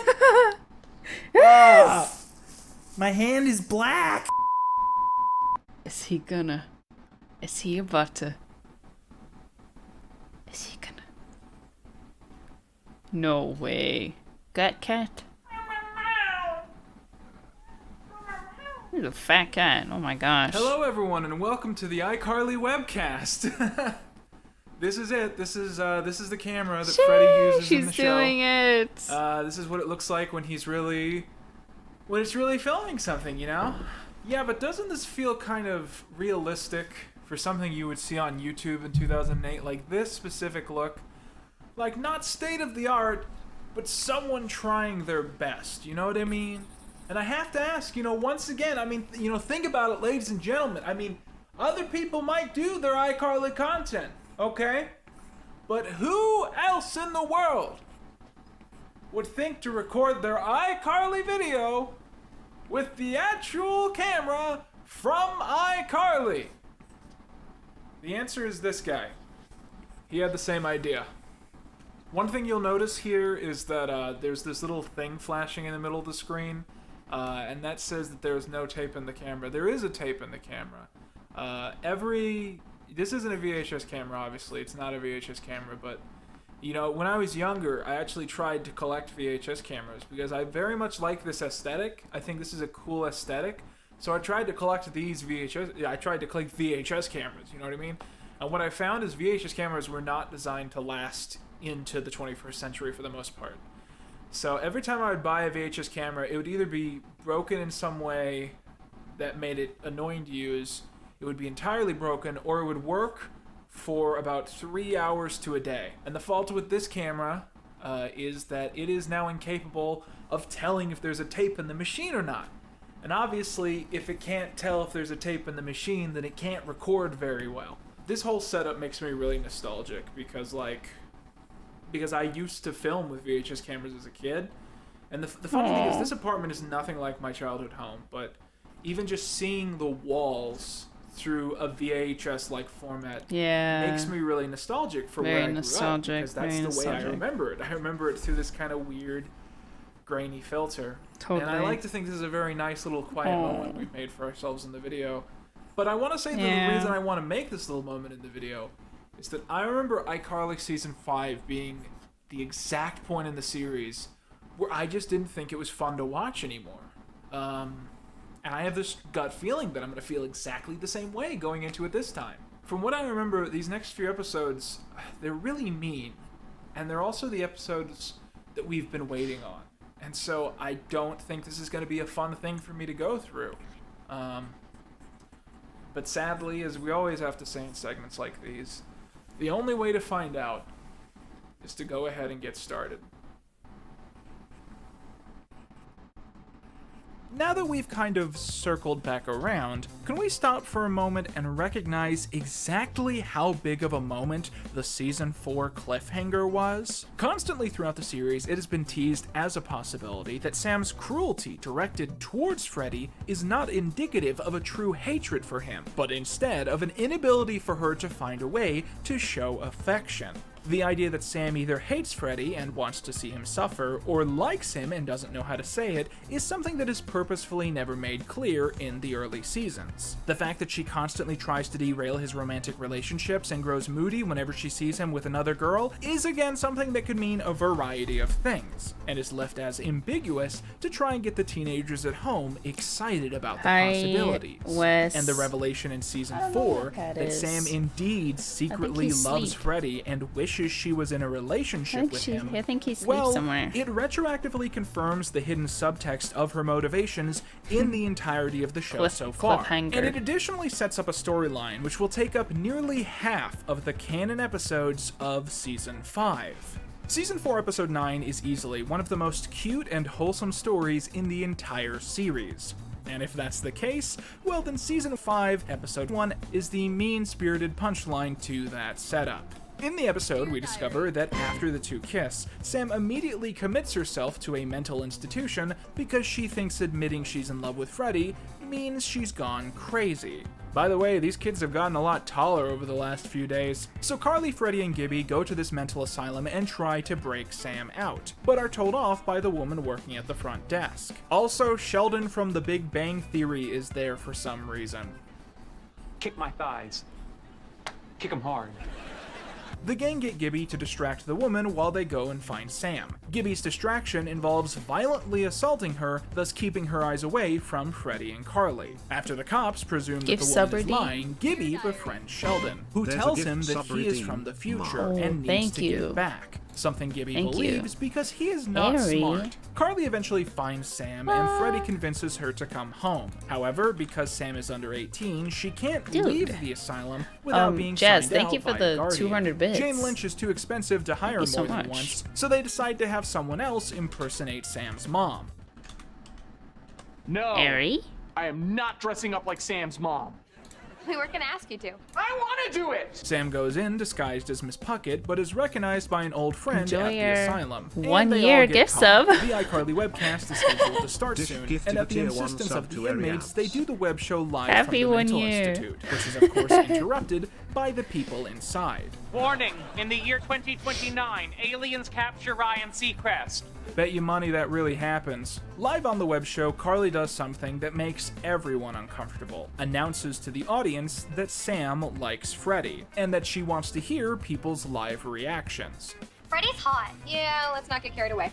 However, when Sam says that she doesn't care what the viewers of iCarly have to say, Freddy says that they have one last caller to hear from, at which point he pulls out a pear pad and calls into the show himself, declaring that no one has asked how he feels about this. Sam starts to yell at Freddy for wanting to humiliate her through rejection live on the internet, only for him to interrupt her with a kiss, reciprocating the cliffhanger and officially kickstarting their relationship.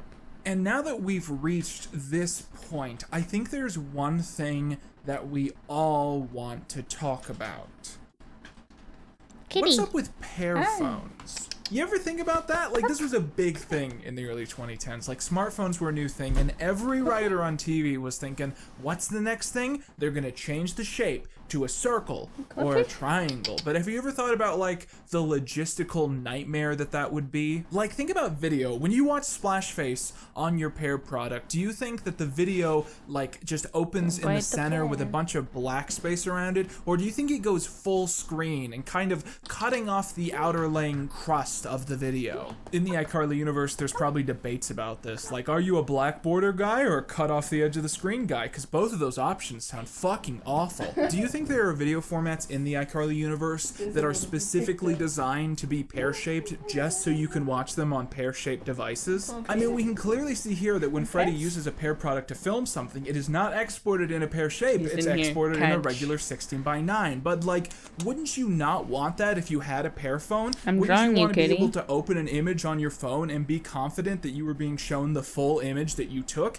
How would you use a camera on a pear-shaped device? Once again, is the interface like shrunken down to be inside the pear, or are you taking photos without even knowing what the sides of your images look like? And even if you design file formats which are explicitly pear-shaped, a pear is not a rotationally symmetric image. So if you turn your phone the other way, it's gonna look like this. I don't know, I guess I'm just trying to say,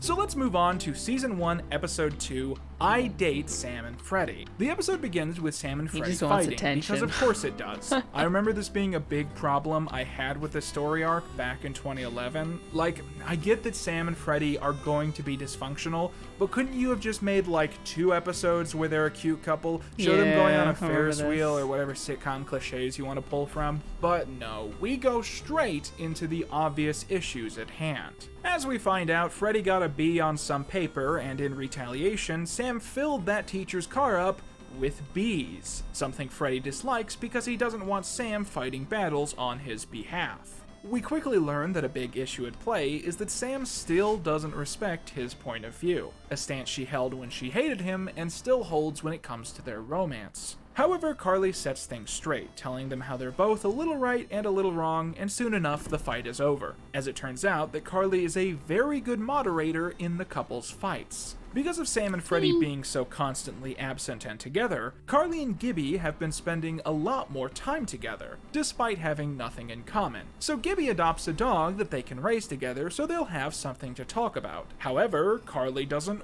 want a dog, and has to constantly tell this to Gibby while he still believes that they're essentially raising a baby together. This storyline is what I like to call a joke ship. Like, the show sometimes does this, where it'll make a ship episode for a ship that no one asked for, like Spencer and Freddie's mom, for instance. But I have this weird gut feeling that the only reason Gibby is always paired with people as a joke is because he's a little chubby. Because I feel like if this actor lost 40 pounds, they'd give him actual romance story arcs. Meanwhile, in the C-plot, Spencer makes a lawn in the living room, and he mows the lawn, and he shucks corn, and he makes corn juice. This show is out of ideas. Every time Gibby comes on screen, he says his name now, which is like the writers trying to Pavlov dog us into thinking any situation that the character arrives to is funny by default. I think the issue at hand is that Noah looks like an adult now, so the writers no longer find his nudity entertaining. So they just want us to believe by default that Gibby himself just invites a funny aura, when that really isn't true. Because Carly is so good at mitigating their arguments, Freddie and Sam begin constantly returning to her to try and get satisfying consultation.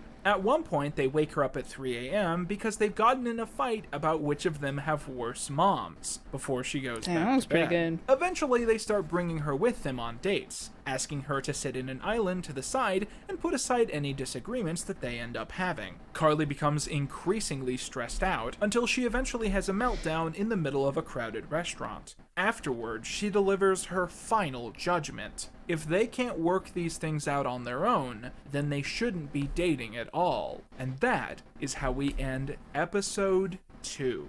In episode 3, the pair have mainly worked things out, keeping their fights to a minimum and generally being very happy with each other. However, two main issues arise from both parties. Firstly, Freddie is so obsessed with Sam that he's begun subconsciously cutting Carly out of frame when filming skits. And second, Sam has begun acting physically abusive towards Gibby, with the accepted explanation being that she still wants to get her pent-up rage out even if she can't direct it at Freddie. Around this time, Freddie is saddened to discover that he hasn't gotten into a summer camp that he applied to, despite being the perfect applicant in every single way. The main conflict of this episode is that Freddie still has yet to tell his mother about Sam, fearing that her being ultra-controlling and ultra-protective would cause her to go crazy at the idea of the two being together. At one point, when Freddie's mother tries to stop by, Freddie asks Spencer to lie and say that he's somewhere else. However, Spencer is struck by a dilemma, because he doesn't like telling lies, and they've done this one before. There was a season 1 episode explicitly about how Spencer doesn't like lying. They are reusing B-plots now. Quick side thought, the biggest downside to Sam's mother being played by a celebrity guest cameo is that there are a ton of episodes this season where it feels like her showing up would add a lot to the story. Like, the idea of having an episode where both of their moms are teaming up to try and stop them from dating, I don't know, that just seems like the kind of entertaining thing they would have come up with back in season 1. Gibby decides that he's had enough of the pair and ends up telling Freddie's mother about the relationship, causing her to scheme to break them up. At one point, at the suggestion of Gibby, Freddie's mother tries to bribe him with a piece of metal worth almost $100,000, saying that he can keep it if he breaks up with Sam. So to repeat that, Freddie's mother tried to bribe him with $100,000 to break up with Sam. A third time, Freddie's mother bought something worth $100,000! Sam and Freddie end up not showing up the night of iCarly's broadcast, and so Carly and Gibby have to do it on their own. I'm Carly! I can't see. The couple finally show up hours later and say that Freddie's mom stalked them to their date. And long story short, they lost their phones and ended up on some random boat all night. Carly is furious that the two have once again ruined another episode of their web show, as Sam and Freddie note that Carly might just be jealous. Indeed, they argue, she could have been the one to tell Freddie's mom that they were dating, at which point Carly lets it slip that it was Gibby who leaked out the info. causing Sam to physically assault him, causing serious injury and hitting Spencer in the balls. While Gibby comes back from the hospital and Spencer recovers with a bag of ice, Freddy's mother convinces Carly that Freddy and Sam being together has made everyone's lives worse, and thus the only moral thing to do is for all four of them to scheme behind their backs to break the pair up. And so Carly shares the information that will do just that. Freddy didn't get into the summer camp he applied to because Sam sabotaged his application, changing all of the answers. She did this months before they started dating, meaning that it's something that she wants to keep away from him now that they're an item. Meanwhile, Gibby tries to eat his own hair. I don't like this character anymore. Freddy's mother shares the horrible information with him, and it goes over just as chaotically as you would expect. I don't know if you can hear Why'd him, you but do he's this to coughing me? a little bit. I was mad at you. Or what? Remember? I asked you what time it was, and you said, I don't know.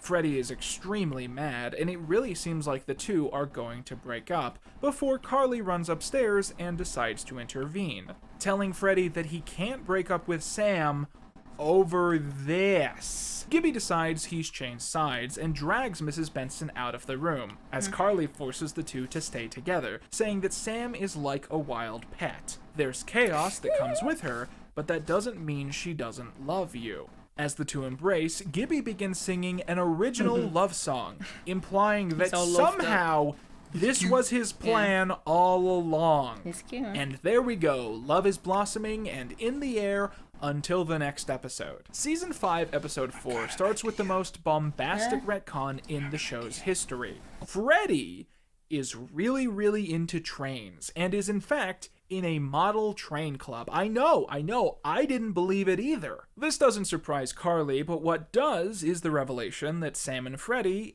haven't done anything together in several days. They have different interests, different friend groups, and different hobbies, and so while they go on dates, they aren't totally dependent on each other. Carly insists that this simply won't do, and that they must try and join in on each other's interests. Agreeing to try it out, Freddy invites Sam to his model train club, and Sam pretends to be interested and says yes. Moments later, Spencer enters and suddenly recognizes a girl in the hall. It turns out that this woman, who now works for the principal, was once his childhood babysitter, and the two eventually decide to stay in contact. This single instant unleashes a domino effect that will ultimately ruin the show. Spencer and the woman end up going on several dates, and it ends up going extremely well. However, it is an extremely dysfunctional relationship, as the two basically copy and paste the same rules that they had when they were younger, but redistribute it all to be romantic in nature, making the whole thing feel like a role play being put on by a middle-aged couple at a bar. Jenna wouldn't let me have dessert. Someone refused to eat his vegetables. I didn't wanna. The two have a date while Gibby and Spencer are over, but she ends up saying the movie is too scary and sends Spencer and Carly to their rooms. At which point, Gibby invites her to dim the lights, sit down, and continue the film. And when she does, Gibby says I don't his have a name out clear loud, vision today. very flirtatiously.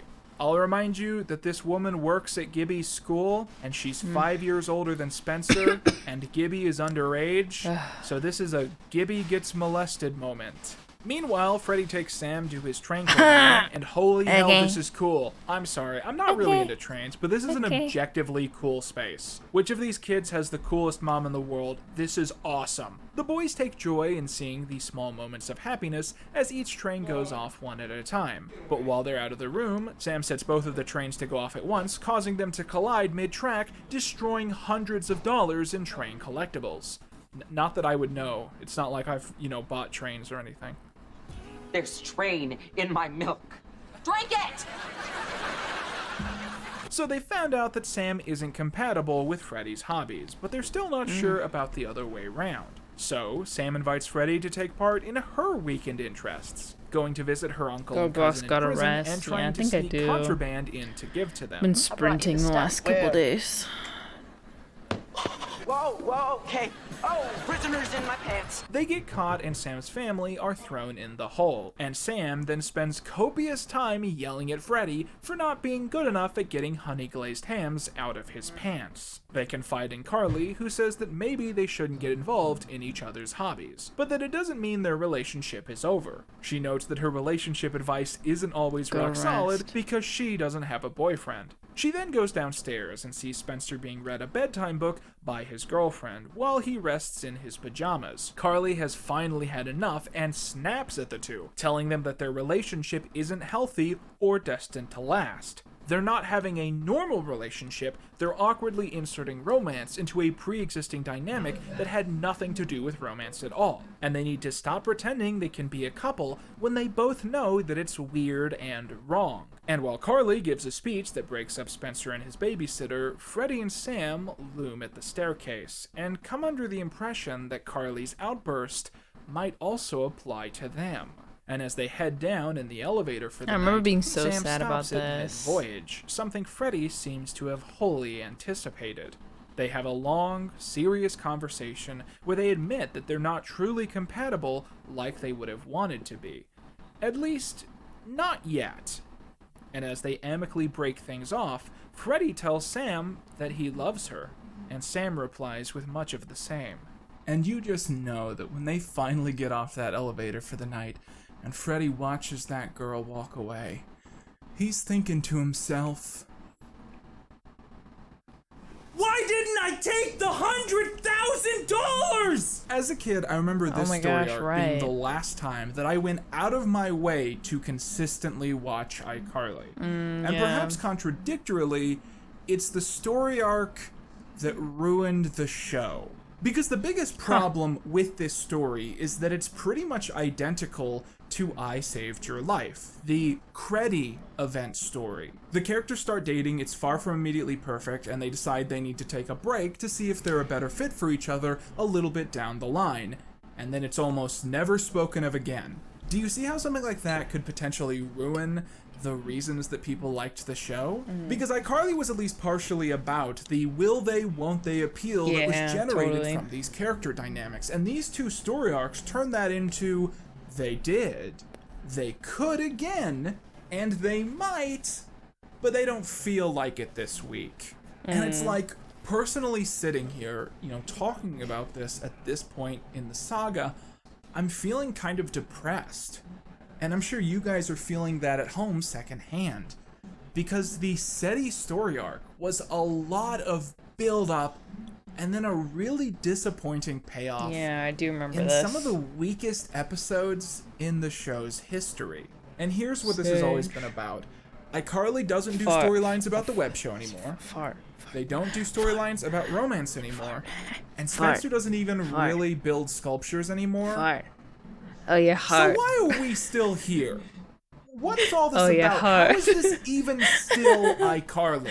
Because this might as well be Good Luck Charlie for all I care. We have 19 episodes left. What could those 19 episodes possibly be about? What? So, John said art, more like, what's the word that rhymes with art? And so I said fart. Lazy Bears, I don't know what that link is, but I'm a little bit nervous to click it. My Discord server is a great place to share fan art. I will definitely see it there. Or Twitter. I have a fan art tag. Thank you for drawing fan art of me, but I'm a little nervous about clicking a link, so I won't. Okay. I am tired. I'm really tired. I feel like I've been, I don't want to say I've been depressed, but I've just been kind of like, just getting by. I've just been getting by the last week. Hi. What's up? What? In a rut. Yeah, I've been in a rut for sure. You're the best part. Gato. Asher. Yeah. I think I just, it's just gonna take some time for me to figure out where I need to be right now. And adjusting to the cat life, you know. Yeah. Alright. I'm gonna send you guys off. I don't know if anyone's streaming right now. Oh, Slice is streaming. Yeah, let's go raid, oh, excuse me. Let's raid Mr. Slice. He's, playing Honkai Star Rail Beta right now. So that should be fun. Oh my gosh, what's happening? Oh my goodness. I didn't choose the cat life, except I totally did. Thank you guys for hanging out. Oh my gosh, please, you're messing up my drawing. He was playing with my pencil. Have a good night. What's tomorrow? Thursday? I'll probably stream tomorrow as well. But I'll keep you posted. Alright. Bye guys. See you soon.